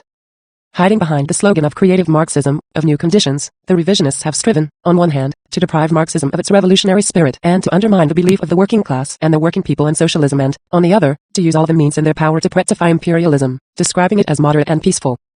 During the 3 years that have elapsed since the Moscow Conference, it has been fully confirmed that the modern revisionists are nothing but splitters of the communist movement and of the socialist camp, loyal lackeys of imperialism, avowed enemies of socialism and of the working class. Life itself has demonstrated that until now the standard bearers of modern revisionism, its most aggressive and dangerous representatives are the Yugoslav revisionists, the treacherous clique of Tito and company. At the time when the Moscow Declaration was approved, this hostile group, agents of use imperialism, were not publicly denounced, although, in our opinion, there were enough facts and information to warrant such a thing. Not only that, but later on, when the danger it presented became more evident, the fight against Yugoslav revisionism, the consistent and ceaseless fight to smash it ideologically and politically, was not conducted with the proper intensity. On the contrary, this has been and is the source of many evils and much damage to our international communist and workers' movement. In the opinion of our party, the reason why Tito's revisionist group has not been totally exposed, why false hopes have arisen for an alleged improvement and positive turn of this treacherous group is because Comrade Khrushchev and some other Soviet leaders maintain a conciliatory attitude towards, erroneous views about, and an incorrect assessment of this dangerous Titoite revisionist group. It has been said that J.V. Stalin was mistaken in assessing the Yugoslav revisionists and in sharpening his attitude towards them. Our party has never endorsed such a view, because time and experience has proven the contrary. Stalin made a very correct assessment of the danger of the Yugoslav revisionists. He tried to settle this affair at the proper moment and in a Marxist way. The Informed Bureau, as a collective organ, was called together at that time and, after the Titoite group was exposed, a merciless battle was waged against it. Time has proven over and over again that such a thing was necessary and correct. The Party of Labour of Albania has always held the opinion and is convinced that Tito's group are traitors to Marxism-Leninism, agents of imperialism, dangerous enemies of the socialist camp and of the entire international communist and workers' movement. Therefore a merciless battle should be waged against them. We, on our part, have waged and continue to wage this battle as internationalist communists and also because we have felt and continue to feel on our own backs the burden of the hostile activity of Tito's revisionist clique against our party and our country. But this stand of our party has not been and is not to the liking of Comrade Khrushchev and certain other comrades. The Titoite group have long been a group of Trotskyites and renegades. For the Party of Labour of Albania, at least, they have been such since 1942, that is, since 18 years ago. As far back as 1942, when the war of the Albanian people surged forward, the Belgrade Trotskyite group disguising themselves as friends and abusing our trust in them tried their uttermost to hinder the development of our armed struggle, to hamper the creation of powerful Albanian partisan fighting detachments, and, since it was impossible to stop them, to put them under their direct political and military control. They attempted to make everything dependent on Belgrade, and our party and our partisan army mere appendages of the Yugoslav Communist Party and the Yugoslav National Liberation Army. Our party, while preserving its friendship with the Yugoslav partisans, successfully resisted these diabolical intentions. It was at that time that the Titoite group tried to found the Balkan Federation under the direction of the Belgrade Titoites, to hitch the communist parties to the chariot of the Yugoslav Communist Party, to place the partisan armies of the Balkan peoples under the Yugoslav Titoite staff. It was to this end that, in agreement with the British, they tried to set up the Balkan staff and to place it, that is to say, to place our armies under the direction of the Anglo-Americans. Our party successfully resisted these diabolic schemes. And when the banner of liberation was hoisted in Tirana, the Titoite gang in Belgrade issued orders to their agents in Albania to discredit the success of the Albanian Communist Party and to organize a putsch to overthrow the leadership of our party which guided the National Liberation War and led the Albanian people to victory. The first putsch was organized by Tito through his secret agents within our party. But the Albanian Communist Party frustrated this plot of Tito's. The Belgrade plotters did not lay down their arms and, together with their agent in our party, the traitor Kosik Sox, continued the organization of their plot against New Albania in other forms, new forms. Their intention was to turn Albania into a seventh republic of Yugoslavia. At a time when our country had been devastated and laid waste and needed to be completely rebuilt. When our people were without food and shelter but with high morale, when our people and army, weapons in hand, kept vigilant guard against the plots of reaction organized by the Anglo-US military missions who threatened Albania with a new invasion, when a large part of the Albanian partisan army had crossed the border and had gone to the aid of the Yugoslav brothers, fighting side by side with them and together liberating Montenegro, Bosnia, Herzegovina, Kosovo and Metohija and Macedonia, the Belgrade plotters hatched up schemes to enslave Albania. But our party offered heroic resistance to these secret agents who posed as communists. When the Belgrade Trotskyites realized that they had lost their case, that our party was smashing their plots, they played their last card, namely, to invade Albania with their army, to crush our resistance, to arrest the leaders of the Party of Labour of Albania and of the Albanian state, and to proclaim Albania a seventh republic of Yugoslavia. Our party defeated this diabolic scheme of theirs also. Joseph Stalin's aid and intervention at these moments was decisive for our party and for the freedom of the Albanian people. Precisely at this time the Information Bureau exposed the Tito clique. Stalin and the Soviet Union saved the Albanian people for the second time. The Information Bureau brought about the defeat of the conspiracies of the Tito clique, not only in Albania but also in other countries of People's Democracy. Posing as communists, the renegade and agent of imperialism, Tito, and his gang, tried to alienate the countries of People's Democracy in the Balkans and Central Europe from the friendship and wartime alliance with the Soviet Union, to destroy the communist and workers' parties of our countries and to turn our states into reserves of Anglo-American imperialism. Who was there who did not know about and see in action the hostile schemes of imperialism and its loyal servitor Tito? Everybody knew, everybody learned, and all unanimously approved the correct decisions of the Information Bureau. Everyone without exception approved the resolutions of the Information Bureau which, in our opinion, were and still are correct. Those who did not want to see and understand these acts of this criminal gang had a second chance to do so in the Hungarian counter-revolution and in the unceasing plots against Albania. The wolf may change his coat but he remains a wolf. Tito and his gang may resort to trickery, may try to disguise themselves, but they are traitors, criminals and agents of imperialism. They are the murderers of the heroic Yugoslav internationalist communists, and thus they will remain and thus they will act until they are wiped out. The Party of Labour of Albania considers the decisions taken against Tito's renegade group by the Information Bureau not as decisions taken by Comrade Stalin personally but as decisions taken by all the parties that made up the Information Bureau. And not only by these parties alone but also by the Communist and Workers' parties which did not take part in the Information Bureau. Since this was a matter that concerned all the Communist and Workers' parties, it also concerned the Party of Labour of Albania which, having received and studied a copy of the letter Comrade Stalin and Milosevic had written to the Central Committee of the Yugoslav Communist Party, endorsed in full both the letter and the decisions of the Information Bureau. Why then was the change of attitude towards the Yugoslav revisionists, adopted by Comrade Khrushchev and the Central Committee of the Soviet Union in 1955, not made an issue for consultation in the normal way with the other Communist and Workers' parties, but was conceived and carried out so hastily and in a unilateral way? This was a matter that concerned us all. The Yugoslav revisionists had either opposed Marxism-Leninism and the Communist and Workers' parties of the world or they had not. Either they were wrong, or we, not only Stalin, had erred against them. It was not up to Comrade Khrushchev to settle this affair at his own discretion. But in fact, that is what he did, and this change of attitude in the relations with the Yugoslav revisionists is connected with his visit to Belgrade. This was a bombshell to the Party of Labour of Albania, which immediately opposed it categorically. Before Comrade Khrushchev set out for Belgrade in May 1955, the Central Committee of the Party of Labour of Albania sent a letter to the Central Committee of the Communist Party of the Soviet Union in which it expressed the opposition of our party to his going to Belgrade, stressing that the Yugoslav issue could not be settled in a unilateral way, but that a meeting of the Information Bureau should be called, to which it asked that the Party of Labour of Albania also should be invited. It is there that this matter should have been settled after correct and lengthy discussion. Of course, formally we had no right to decide whether Comrade Khrushchev should or should not go to Belgrade, and we backed down on this, but in essence we were right, and time has confirmed that the Yugoslav issue should not be settled in this precipitate way. The slogan of overriding interests was launched, the second resolution of the Information Bureau was speedily revoked, the epoch of reconciliation with the Yugoslav comrades began, the conspirators, wherever they were re-examined and rehabilitated, and the Yugoslav comrades came off unscathed, strutted like peacocks, trumpeted abroad that their just cause had triumphed, that the criminal Stalin had trumped up all these things, and a situation was created under which whoever refused to take this course was dubbed as a Stalinist who should be done away with. Our party refused to take such a conciliatory and opportunist course. It stood fast on correct Marxist-Leninist ideological grounds, fighting the Yugoslav revisionists ideologically and politically. The Party of Labour of Albania remained unshaken in its views that the Tetoit group were traitors, renegades, Trotskyites, subversionists and agents of the US imperialists, that the Party of Labour of Albania had not been mistaken about them. The Party of Labour of Albania remained unshaken in its view that Comrade Stalin had not erred in this matter, that, by pursuing their treacherous line, the revisionists had attempted to enslave Albania and, through hatching up a number of international plots with the Anglo-American imperialists, they had tried to plunge Albania into international conflicts.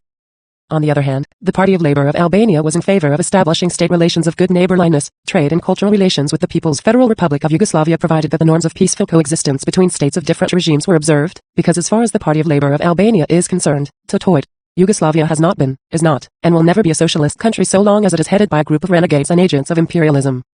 No open or disguised attempt will make the Party of Labour of Albania turn from this correct stand. It was futile for the Central Committee of the Communist Party of the Soviet Union to try to persuade us through Comrade Sislov to eliminate the question of Kosygzoks from the report submitted at our Third Congress in May 1956, for that would mean negating our struggle and our principled stand. In Albania, the Tetoit saw struck a nail, or, as Tito says, Albania was a thorn in his flesh, and, of course, the treacherous Tetoit group continued their battle against the Party of Labour of Albania, thinking that they were exposing us by dubbing us Stalinists. The Belgrade group did not confine their fight against us to propaganda alone, but they continued their espionage, subversion, plots, dispatching armed bands into our country more intensively than in 1948. These are all facts. But the tragedy is that, while the Party of Labour of Albania mounted guard against the bitter and repeated attacks by the Yugoslav revisionists, its unshaken, principled, Marxist-Leninist stand was in opposition to the conciliatory stand of the Soviet leaders and of certain other communist and workers' parties towards the Yugoslav revisionists. Then it was loudly proclaimed and written that Yugoslavia is a socialist country, and this is a fact, that the Yugoslav communists possess a great experience and great merits, that the Yugoslav experience deserves greater interest and more attentive study, that the period of disputes and misunderstandings is not due to Yugoslavia, and that great injustice had been done to it, and so on and so forth. This, of course, gave heart to Tito's clique, who thought they had won everything except that there was still that thorn in their flesh which they thought of isolating and then liquidating. But not only could our party not be isolated, much less liquidated, but time proved that the views of our party were correct. Much pressure has been exerted on our party over this stand.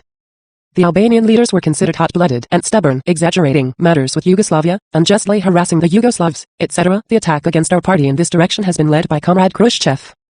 So far, I have mentioned in brief what the Yugoslav revisionists have done against our country during and after the war, after 1948, but I will dwell a little also on the events prior to the Hungarian counter-revolution, which is the work of Yugoslav agents. The treacherous Belgrade group began to organize a counter-revolution in Albania also. Had our party made a mistake of joining in the conciliation waltz with the Yugoslav revisionists as Khrushchev preached after 1955, then the people's democracy in Albania would have gone down the drain. We, Albanians, would not have been here in this hall but would have been still fighting in our mountains. Firmly united by steel-like bonds, our party and people kept their eyes wide open and discovered and unmasked Tito's spies in our central committee who worked in collusion with the Yugoslav legation in Tirana. Tito sent word to these traitors, saying that they had precipitated things, that they should have waited for his orders. These spies and traitors also wrote to Comrade Khrushchev to intervene against the Central Committee of the Party of Labour of Albania. These are documented facts.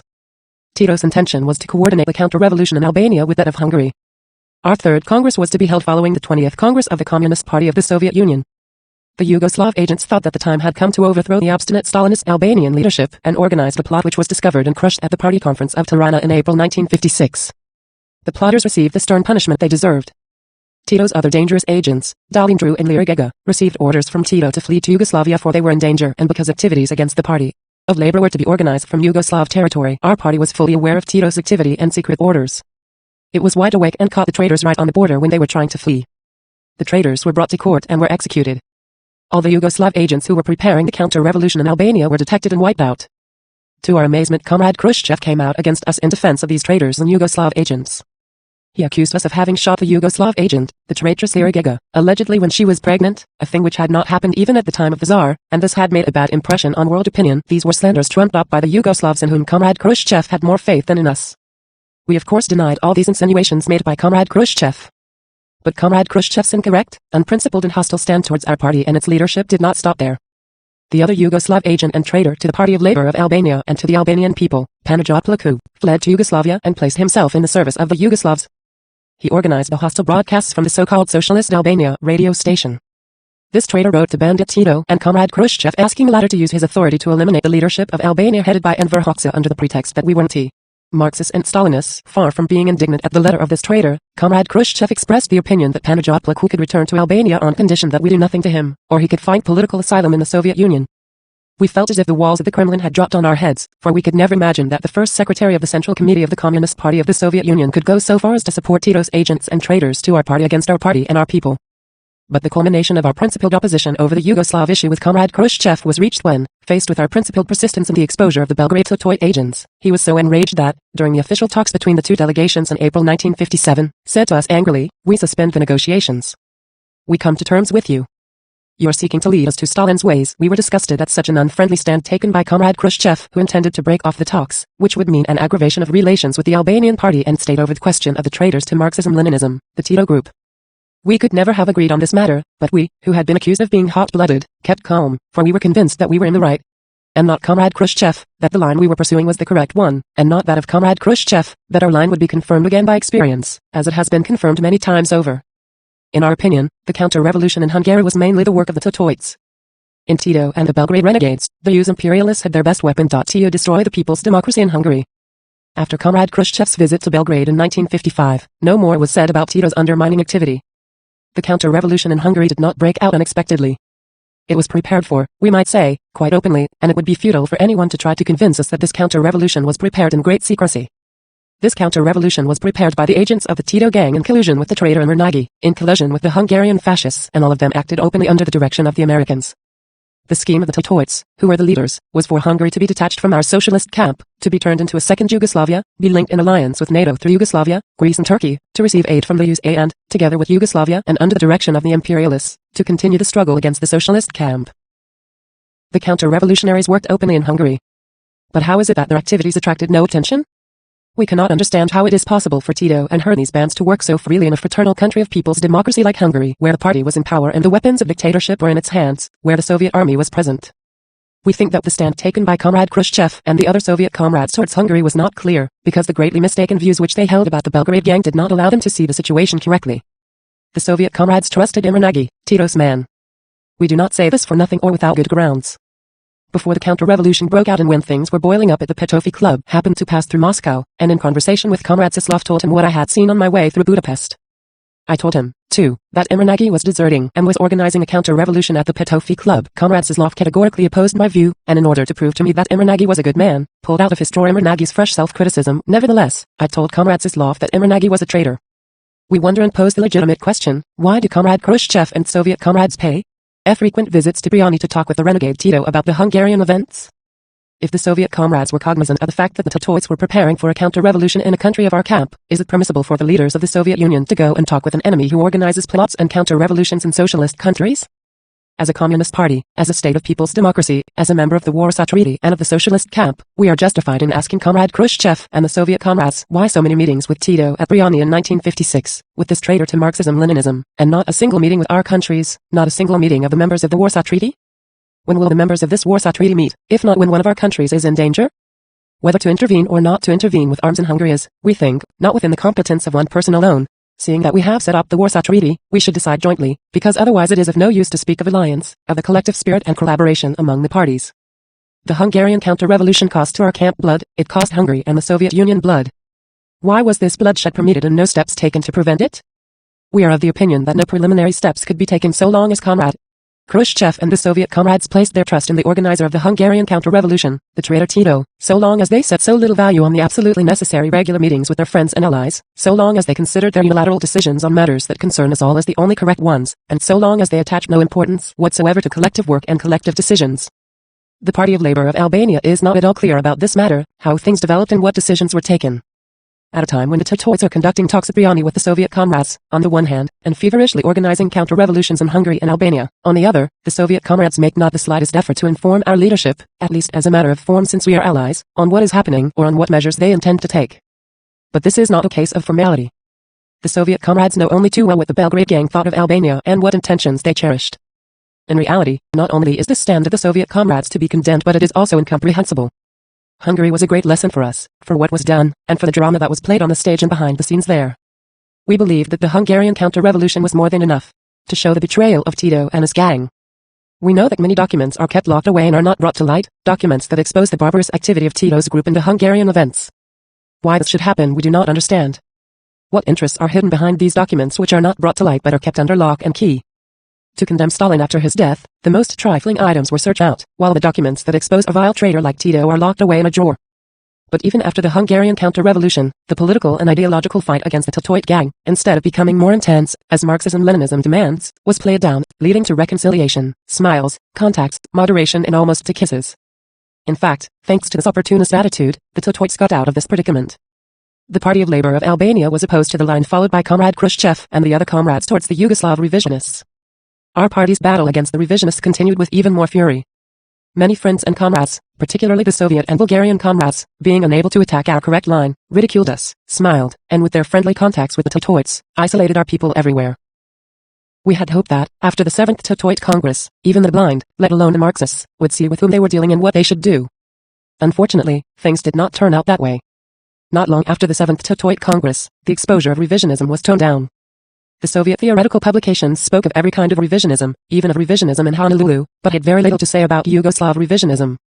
This is like saying, don't see the wolf before your eyes but look for its tracks. Slogans were launched. Don't speak any more of Tito and his gang, for that will fan their vanity. Don't speak any more of Tito and his group, for that would harm the Yugoslav people. Don't speak of the Tetoid renegades, for Tito makes use of what we say to mobilize the Yugoslav peoples against our camp, etc. Many parties adopted these slogans, while our party did not, and we think we acted correctly.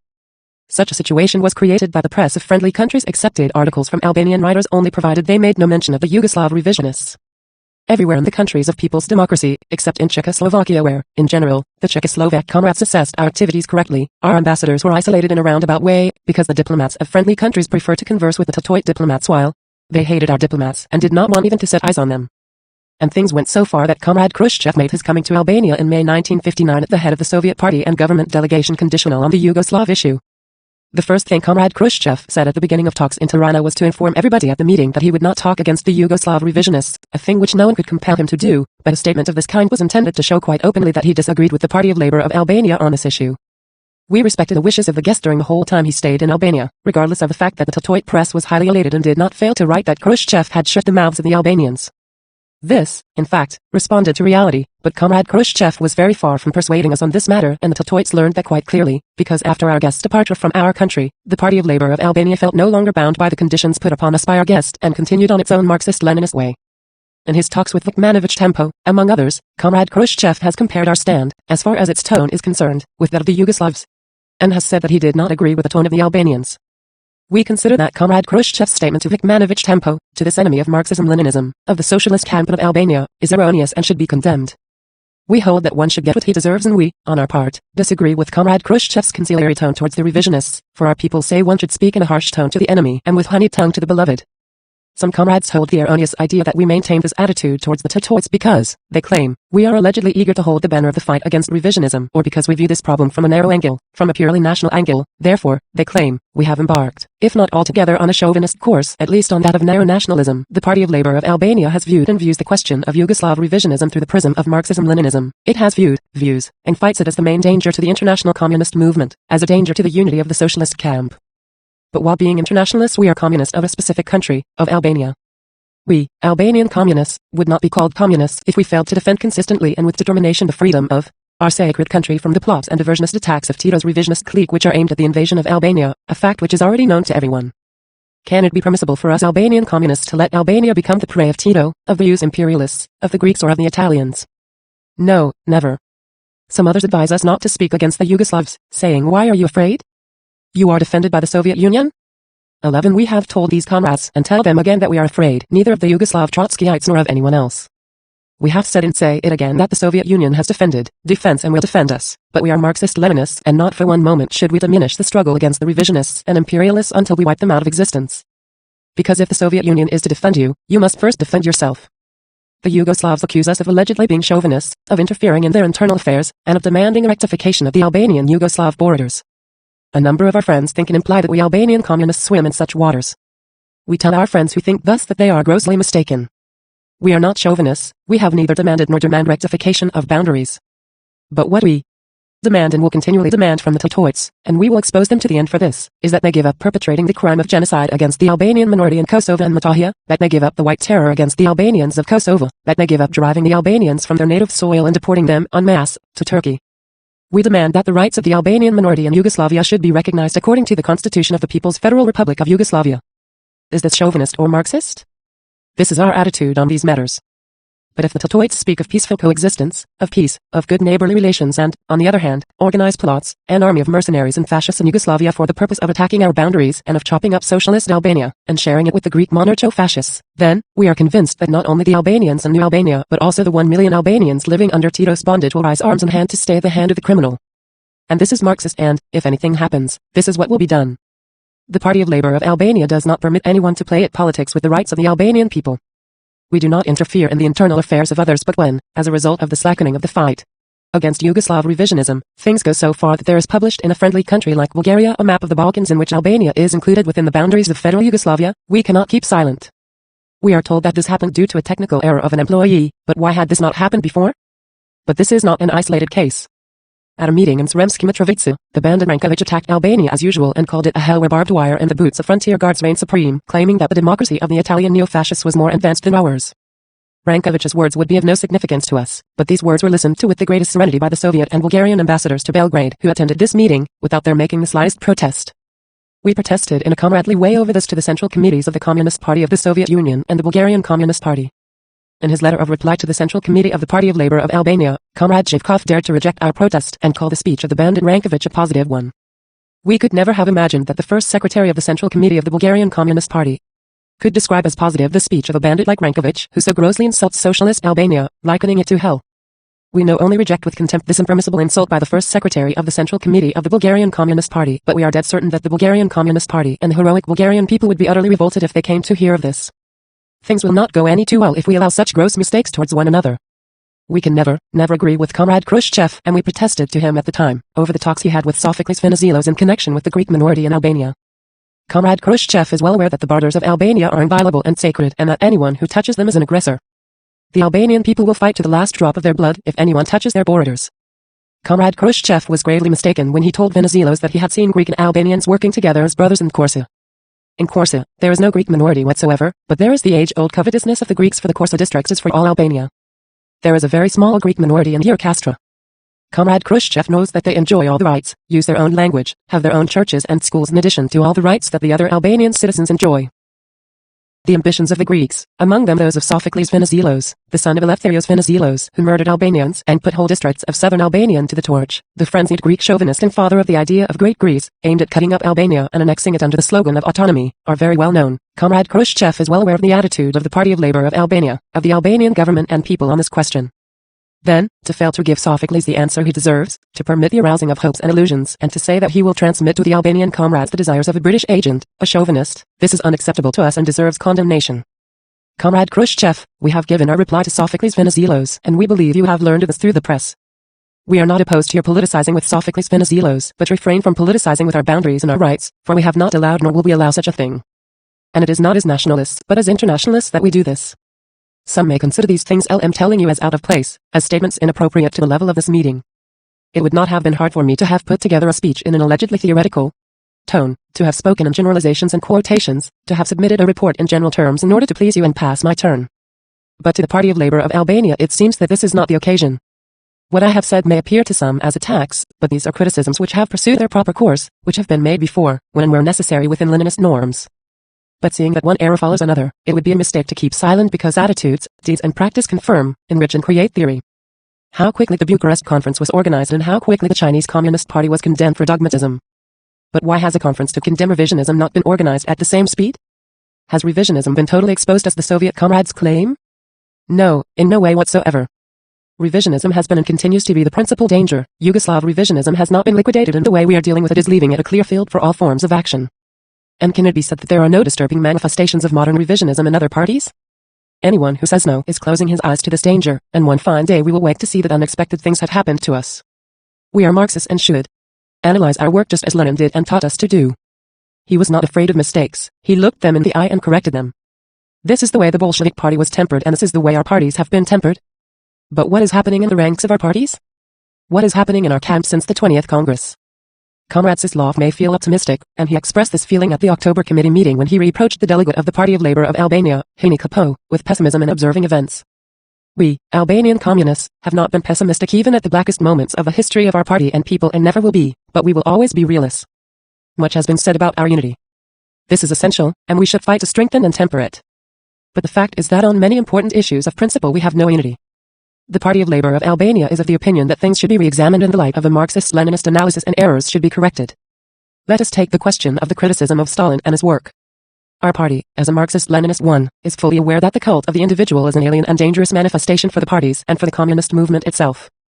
Marxist parties should not only not permit the development of the cult of the individual, which hampers the activity of the masses, negates their role, is at variance with the development of the life of the party and with the laws that govern it, but should also fight with might and main to uproot it when it begins to appear or has already appeared in a specific country. Looking at it from this angle, we fully agree that the cult of the individual, Stalin, should be criticized as a dangerous manifestation in the life of the party. But in our opinion, the 20th Congress and, especially, Comrade Khrushchev's secret report did not put the question of Comrade Stalin correctly in an objective Marxist-Leninist way. Stalin was severely and unjustly condemned on this question by Comrade Khrushchev and the 20th Congress. Comrade Stalin and his work does not belong to the Communist Party of the Soviet Union and the Soviet people alone, but to us all. Just as Comrade Khrushchev said in Bucharest that the differences are not between the Communist Party of the Soviet Union and the Chinese Communist Party, but between the Chinese Communist Party and international communism, just as it pleases him to say that the decisions of the 20th and 21 Saint Congresses were adopted by all the communist and workers' parties in the same way, he should also be magnanimous and consistent in passing judgment on Stalin's work so that the communist and workers' parties of the world could adopt it with a clear conscience. There cannot be two yardsticks nor two measures of weight for this matter. Then, why was Comrade Stalin condemned at the 20th Congress without prior consultation with the other communist and workers' parties of the world? Why was this anathema pronounced upon Stalin all of a sudden to the communist and workers' parties of the world, and why did many sister parties learn of it only when the imperialist press published Comrade Khrushchev's secret report far and wide? The condemnation of Comrade Stalin was imposed on the communist and progressive world by Comrade Khrushchev. What could our parties do under these circumstances, when unexpectedly, using the great authority of the Soviet Union, he imposed a matter of this kind on our bloc? The Party of Labour of Albania found itself in a great dilemma. It was not convinced and will never be convinced on the question of condemning Comrade Stalin in that way and in those forms that Comrade Khrushchev did it. Our party adopted, in general, the formula of the 20th Congress on this matter, but, nevertheless, it did not stick to the limitations set by the Congress, nor did it yield to the blackmail and intimidation from outside our country. The Party of Labour of Albania maintained a realistic stand on the question of Stalin. It was correct and grateful towards this glorious Marxist against whom, while he was alive, There was no one among us brave enough to come out and criticize, but when he was dead a great deal of mud was thrown, creating in this way an intolerable situation in which a whole glorious epoch of the Soviet Union, when the first socialist state in the world was set up, when the Soviet Union waxed strong, successfully defeated the imperialist plots, crushed the Trotskyites, Buharinists and the Kulaks as a class, when the construction of heavy industry and collectivization triumphed, in a word, when the Soviet Union became a colossal power succeeding in building socialism, when it fought the Second World War with legendary heroism and defeated fascism, liberated our peoples, when a powerful socialist camp was set up, and so on and so forth. All this glorious epic of the Soviet Union is left without a helmsman, without a leader. The Party of Labor of Albania thinks that it is no right, normal or Marxist, to blot out Stalin's name and great work from all this epoch, as it is actually being done. We should all defend the good and immortal work of Stalin. He who does not defend it is an opportunist and a coward. As a person and as the leader of the Bolshevik Communist Party, after Lenin's death, Comrade Stalin was, at the same time, the most prominent leader of international communism, helping in a very positive way and with great authority in consolidating and promoting the victories of communism throughout the world.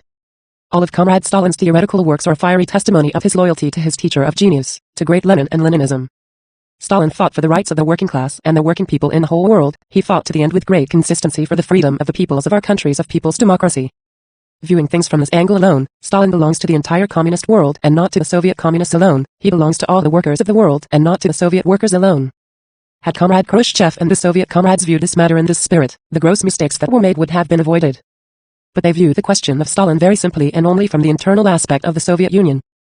But, in the opinion of the Party of Labor of Albania, even from this aspect, they viewed it in a one-sided way, seeing only his mistakes, almost completely putting aside his great activity, his major contribution to the strengthening of the Soviet Union, to the tempering of the Communist Party of the Soviet Union, to the building of the economy of the Soviet Union, of its industry, its Caucasian agriculture, to his leading the Soviet people to their great victory over German fascism.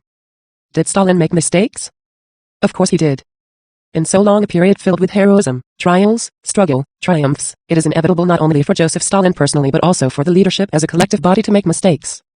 Which is the party and who is the leader that can claim to have made no mistakes in their work? When the existing leadership of the Soviet Union is criticized, the comrades of the Soviet leadership advise us to look ahead and let bygones be bygones. They tell us to avoid polemics, but when it comes to Stalin, they not only did not look ahead but they turned right round, completely backward, in order to track down only the weak spots in Stalin's work. The cult of the individual of Stalin should, of course, be overcome. But can it be said, as it has been claimed, that Stalin himself was the sponsor of this cult of the individual? The cult of the individual should be overthrown without fail, but was it necessary and was it right to go to such lengths as to point the finger at anyone who mentioned Stalin's name, to look askance at anyone who used a quotation from Stalin with great speed and zeal? Certain persons smashed statues raised to Stalin and changed the names of cities that had been named after him. But why go any further? At Bucharest, turning to the Chinese comrades, Comrade Khrushchev said, "You are catching on to a dead horse. Come and get his bones, if you wish." These references were to Stalin. The Party of Labor of Albania solemnly declares that it is opposed to these acts and to these assessments of the work and person of Joseph Stalin. Soviet comrades, why were these questions raised in this manner and in such a distorted form, while possibilities existed for both Stalin's mistakes and those of the leadership to be treated properly, to be corrected, without creating such a shock in the hearts of the communists of the world, which only the sense of discipline and the authority of the Soviet Union prevented from bursting out? Comrade Mikoyan has said that we dared not criticize Comrade Stalin when he was alive, for he would have cut off our heads. We are sure that Comrade Khrushchev will not cut off our heads if we criticize him aright. After the 20th Congress, the events we know took place in Poland, the counter-revolution broke out in Hungary, attacks began on the Soviet system, disturbances were aroused in many communist and workers' parties of the world, and finally that has occurred. We pose the question, why did these things occur in the international communist movement, in the ranks of our camp, after the 20th Congress? Or do these things happen because the leadership of the Party of Labor of Albania is sectarian, dogmatic and pessimistic?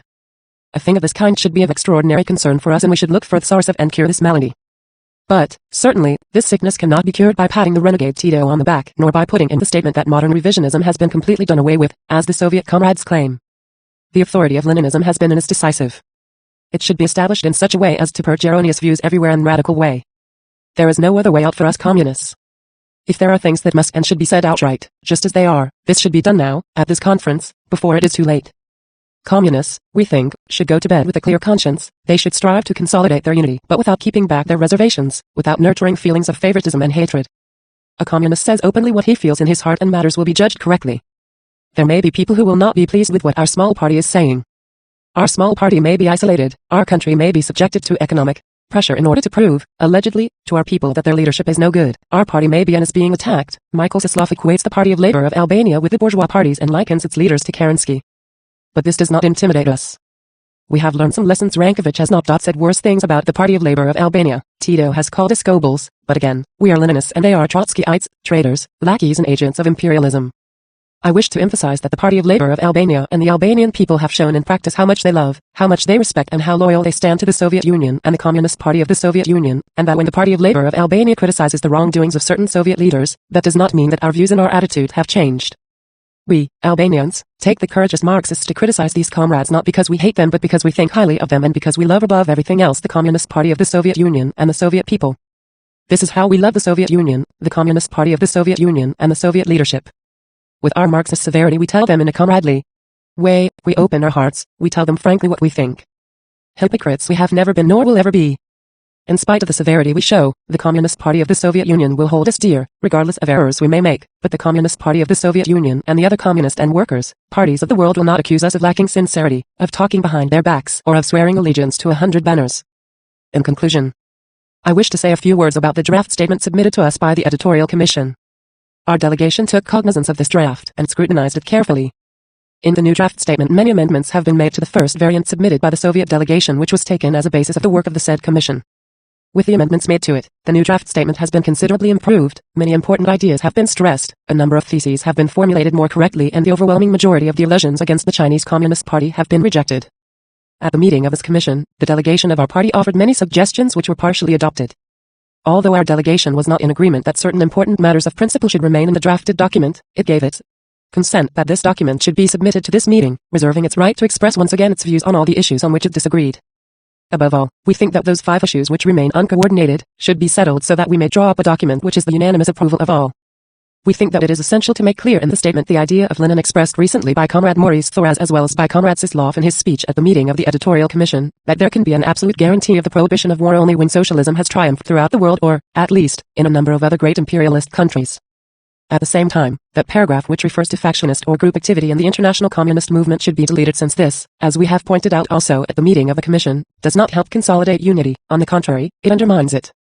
We are also in favor of deleting the words referring to the overcoming of the dangerous consequences of the cult of the individual or else, of adding the phrase which occurred in a number of parties, a thing which corresponds better to the reality. I do not want to take the time of this meeting over this question and other opinions which we have on the draft statement. Our delegation will make its concrete remarks when the draft statement itself is under discussion.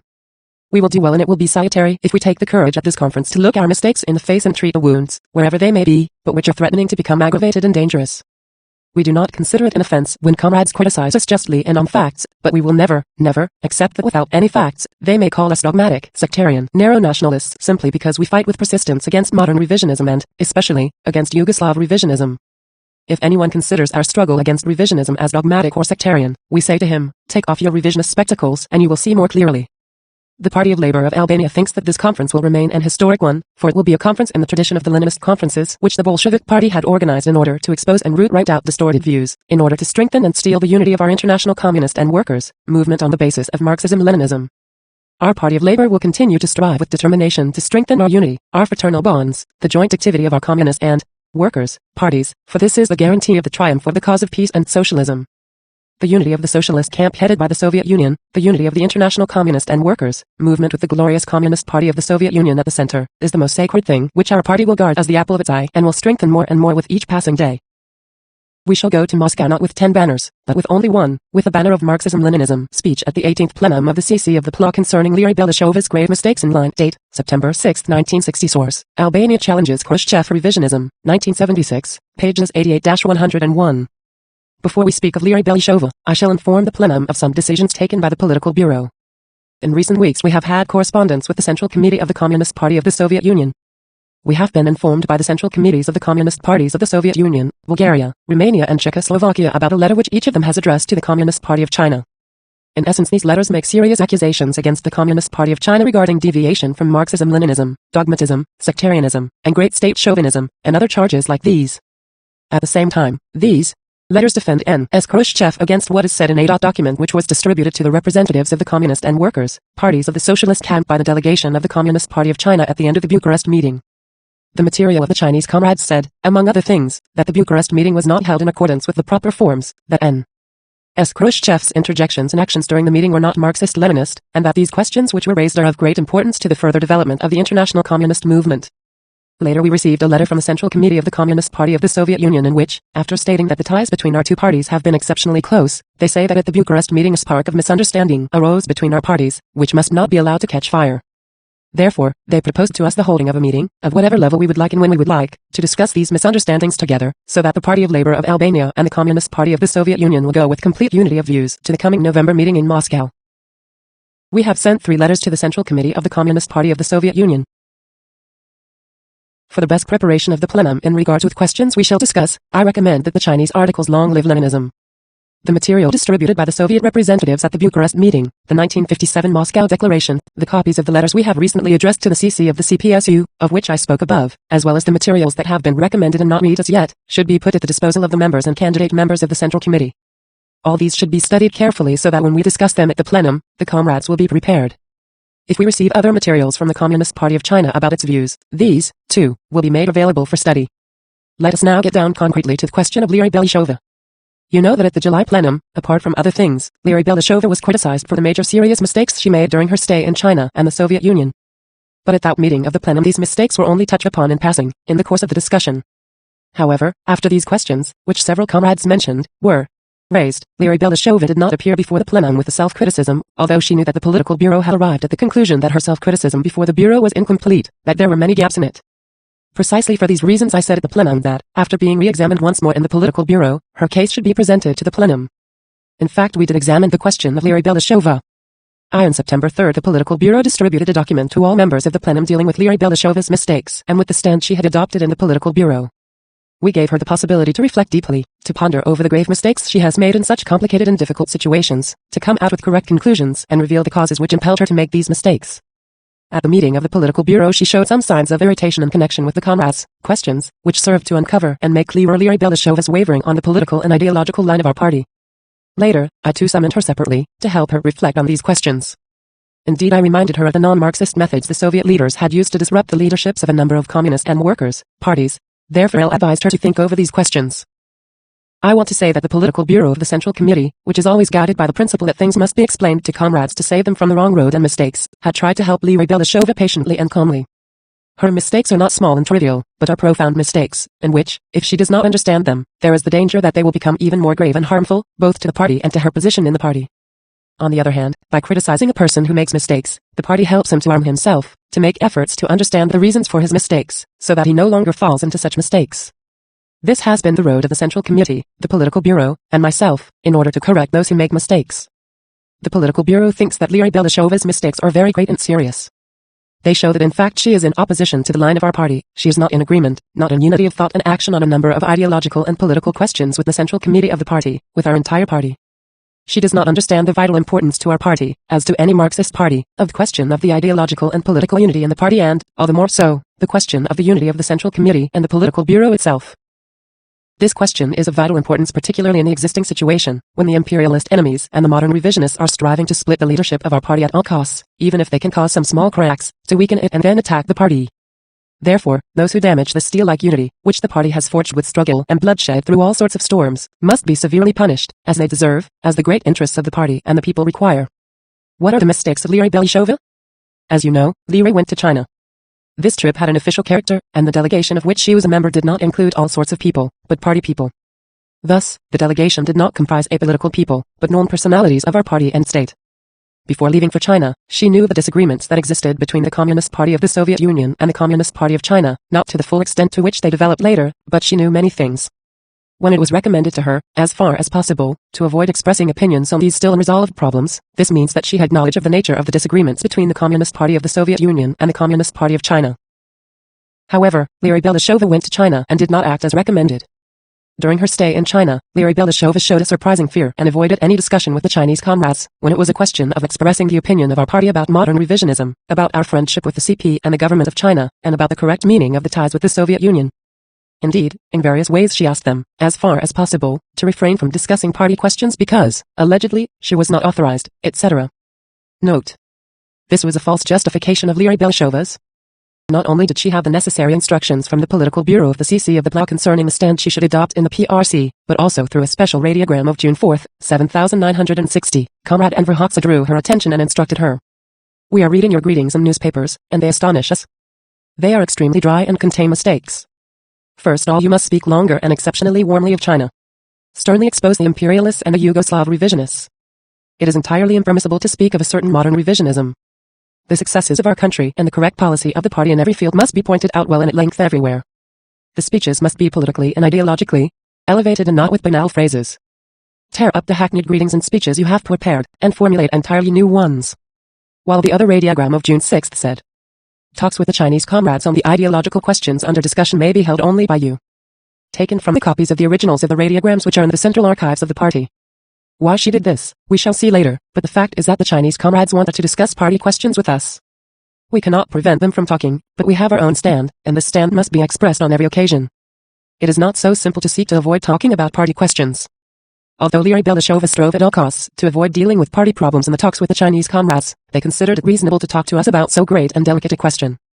Of course, they did this because they had great trust in, and deep respect for, our party. Apparently, this is not how Lyra Belashova evaluated this question. Instead of maintaining the stand that should have been maintained in these talks with the Chinese comrades, without any instructions to do such a thing, she opposed their views on some questions and gave them to understand that we were leaning toward the Soviet leaders. Not only had our party not expressed itself in favor of such a stand, but all the comrades of the political bureau were in disagreement with many stands of the Soviet leaders about political and ideological problems that were apparent both in their practical activity and in their press. Therefore, our party had never pronounced itself against China. With her attitude, Lyra Belashova implied to the Chinese comrades that our party did not agree with their views. The other mistake of Lyra Belashova's was that she went and made contact with the counselor of the Soviet embassy in Peking and told him about the things the Chinese comrades had said to her. From this her aim emerges very clearly. The Soviet leaders, from Khrushchev down to Polyansky, understood how Lyra was thinking, that they were her personal opinions, that she was against the Chinese views and for the Soviet position on these questions. Lyra Belashova was considered by them the heroine of the situation. The Soviet leaders utilized her actions to create a difficult situation in our party, in our leadership and among our cadres. After the Bucharest meeting they got hold of all the comrades who were in the USSR to expound their views. Note. On June 6, 7960, Comrade Enver Hoxha, in a very urgent radiogram sent to Lyra Belashova, instructed her. Concerning the Chinese articles on Leninism, you should find the opportunity to say to them that the CC of the place finds them very good, and there is no reason why you should not declare yourself in support of them. Continue to put forward the view of our party everywhere and in all aspects. Take N from the original copy in the central archives of the party and to get their opinion, in one way or another, to see if they were with the Central Committee of the PLA. One of these views was that in China Lyra Belashova took heroic stand, that she gave the Chinese comrades the proper reply and did not allow them to issue a communiqué on the talks they held with her. This is what the Soviet leaders are saying. Not only was Lyra Belashova predisposed to adopt such a stand, but she made another organizational mistake. She violated the discipline of the party. She did nothing at all to seek the opinion of the political bureau. She did not understand that this was a harmful action to fan the flames in this situation of disagreements which existed between these two parties.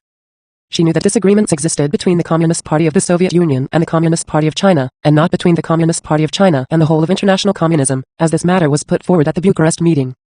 We have had sincere relations with the Communist Party of the Soviet Union on everything. But in the way the events developed, and when it is a matter of a third party being accused, we should not pour oil on the fire.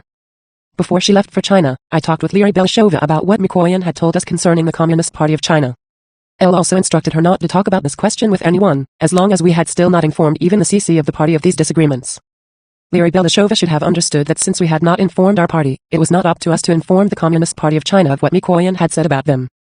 Not only was Lyra Belashova instructed, but even if she had no instruction at all, as a member of the political bureau she should have realized that the questions raised with her by the Chinese comrades could not be discussed with a third party without obtaining the approval of the Central Committee.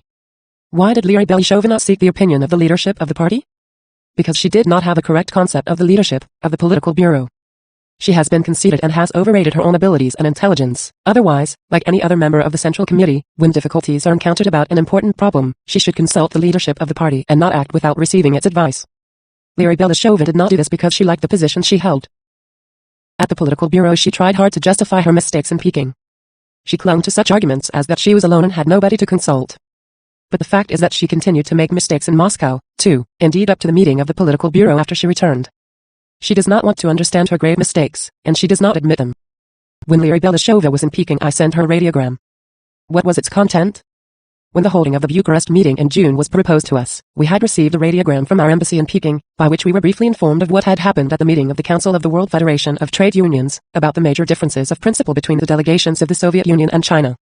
We knew that Lyra Belashova would have meetings with the Chinese comrades, so we sent a radiogram concerning the meeting of the Communist and Workers' parties which was expected to be held in June.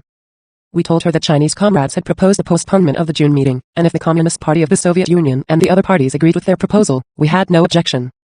If it was to be held in June, we said in the radiogram, the Chinese comrades should be informed, if they would allow us to express our modest opinion, that the participation of the Great Communist Party of China in this meeting was essential. During this time we received another letter from the Communist Party of the Soviet Union, informing us of the postponement of the meeting which was to have been held in June. Then we sent another radiogram to Lyra Belshova in which we said that it was not necessary to transmit to the Chinese comrades the content of the first radiogram, because our fear that the Chinese comrades would not come to the meeting they wanted postponed, had disappeared. Lyra Belshova read and interpreted the radiogram in the way she wanted and according to the plan she was turning over in her mind. Likewise, we instructed her to find the opportunity to inform the Chinese comrades that we had read and liked the articles published by them on the occasion of the 90th anniversary of Lenin's birth. Lyra Belshova did not carry out this instruction from the political bureau, because she had her own views. But irrespective of the fact that these articles were not to her liking, she should have transmitted the view of the political bureau of the Central Committee of our party to the Chinese comrades. When she returned, she could have expressed her personal view to the political bureau. This shows that Lyra Belshova had gone to China with definite opinions that were at variance with those of the comrades of the political bureau, who at that time held frequent discussions on the political and ideological stance of the CPSU and the CP of China. When she reached Moscow, Lyra Belshova was more completely armed. You know that we sent her 2 simple but very clear letters, fully sufficient weapons for her to avoid making mistakes. Note: when she returned to Albania, Lyra Belshova was asked by the political bureau and the basic organization of which she was a member to hand these letters in. She said that she had allegedly destroyed them. In fact, she handed them over to the Soviet leaders during the meetings she had with them. Taking into account her attitude in China, and especially the shortcomings in her character, such as conceit and ambition, plus the flattery of her by the Soviet leadership who had called her a heroine, we feared for what she might do and we took this measure so that she could not fall into errors again. Thus, we sent these 2 letters in order to save her. However, she did not carry out the instructions sent to her. In the first letter, which she received as soon as she arrived in Ulaanbaatar, the political bureau pointed out to her that she had made grave mistakes in China, and for this reason she should take care not to let the flattery and high-sounding praise that she might receive from the Soviet leaders go to her head.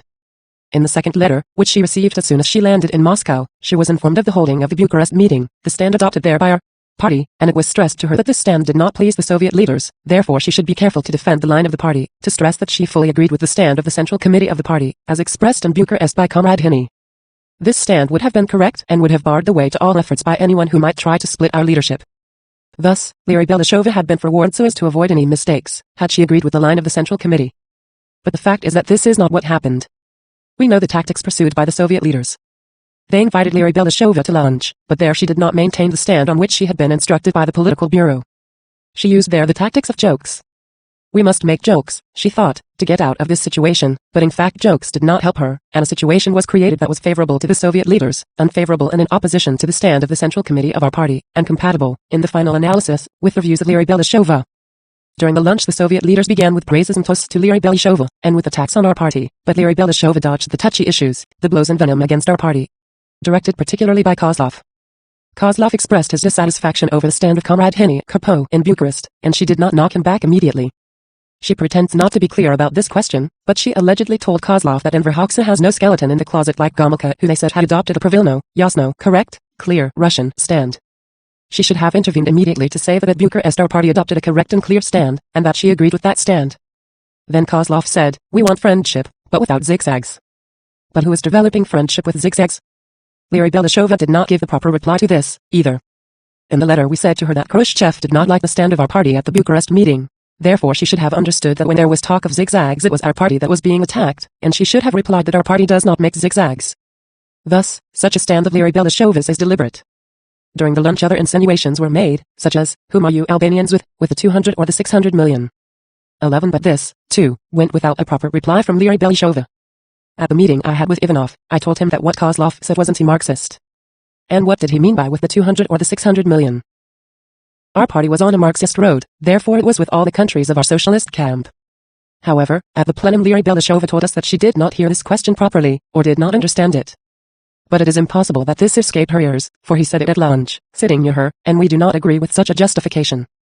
They might even have said these things in a confusing, indirect way, but at the end of the lunch she should have risen and said, comrades, there are no zigzags in our line. We are for the unity of all the countries of our camp, therefore let us drink this toast to the triumph of Marxism-Leninism. But in fact this was not the way she acted.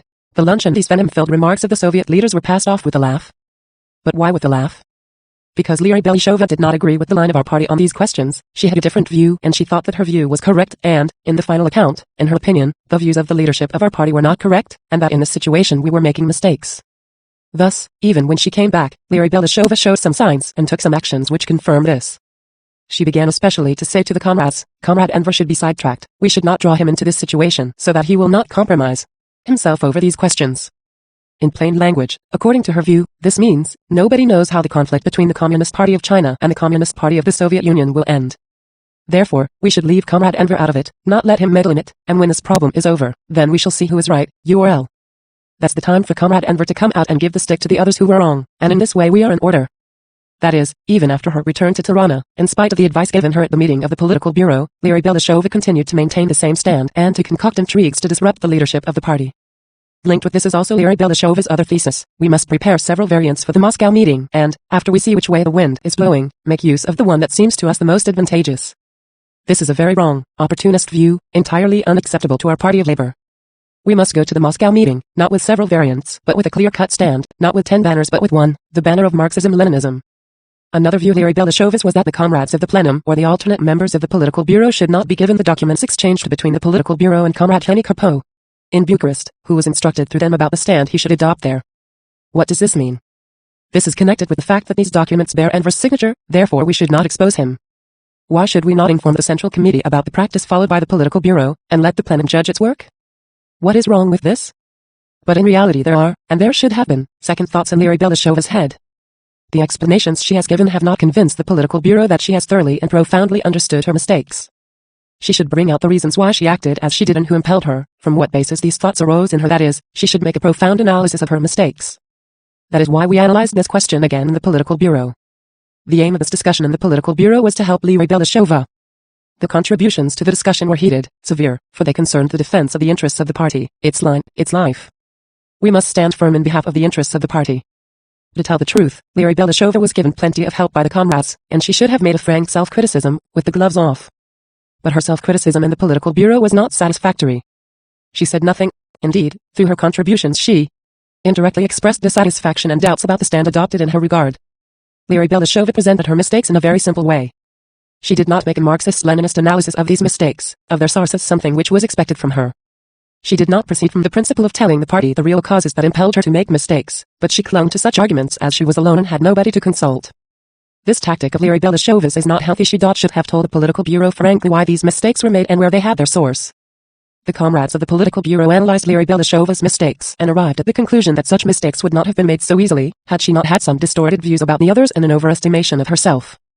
Lyra Belousova should have understood clearly that revisionism does not exist only in Yugoslavia, but that revisionist views also exist in parties of other countries, which are deviating from the correct Marxist-Leninist road.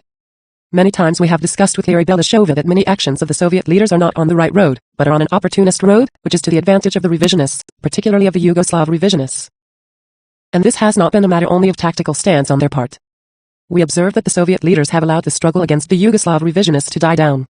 From time to time they write theoretical articles against the Yugoslav revisionists, but even those have many gaps in them, while as to the concrete struggle against them, this they have cut right out. Indeed, there are parties, such as the Communist Party of Bulgaria, which have even taken decisions not to say anything against the Yugoslav revisionists. We cannot say that these matters were a bolt from the blue to Lyra Belousova, and therefore she has no right to say, how could L imagine that in the line of the Soviet leaders there are such revisionist views? 11. We talk about such problems every day, but Lyra Belousova's eyes have been blinded by the flattery and great praise of the Soviet leaders, and she has reconciled herself with them. She has forgotten that on such an important question as that of the disagreements between the CPSU and the CP of China, no Marxist party whatever can be hindered from expressing its viewpoint, just as it cannot be hindered from expressing it also on the actions of Khrushchev or Kozlov, which we think are not correct at all. When we speak of love for the USSR, we must not include here those who make mistakes, whoever they may be, Soviets, Czechs, Bulgarians or Albanians. Every Marxist and leader must clearly understand that we do not love the USSR for the beautiful eyes of Ivanov. He, Ivanov, does not love the Soviet Union, or our friendship with the Soviet Union, as long as he acts in a hostile way against a people and a party who nurture a sincere love for the Soviet people, which he has seen with his own eyes during his 3-year stay in our country. And why should we keep Ivanov happy to avoid ruining our friendship? The same goes for Kozlov, Khrushchev, and others. We have our own views, which we have expressed and will express. But Lyra Belousova was not reconciled to this stand, for she has wavered in the party line. She has been led to these positions by her conceit, she has become very swell-headed, she overrates her own capacities and underrates others. For this she has been criticized several times. In spite of the advice given her, she adopts a very arrogant attitude toward the cadres. She has offended them and continues to do so. She has attacked them so severely that even in the apparatus of the Central Committee there are comrades who have asked to leave for this reason. Despite the criticism made of her, she demonstrated her arrogance toward the cadres even at the last meeting of the Central Committee of the ALU, Albanian Labour Youth Union. She acted in the same way also at the teachers' conference. To act in this way, after all the criticism made of you, means that you fail to reflect on your mistakes. These manifestations show that when you have such scorn for the cadres subordinate to you, you will also have a similar concept of those with whom you are on a par. As a matter of fact, even with regard to comrades of the political bureau, Lyra Belousova often has not taken a correct and healthy stand. To underrate the comrades of the leadership, and to display this on many occasions even in public, is impermissible.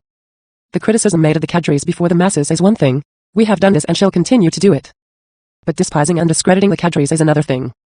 There are many facts of this nature about Lyra Belousova.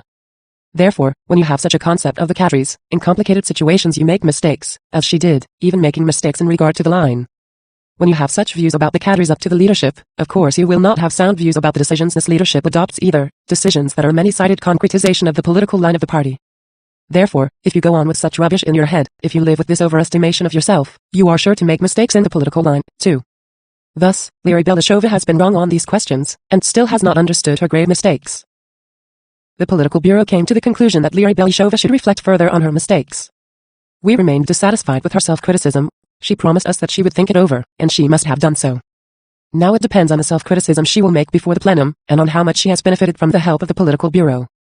Her case now depends on the evaluation she will make of these problems before the plenum of the Central Committee.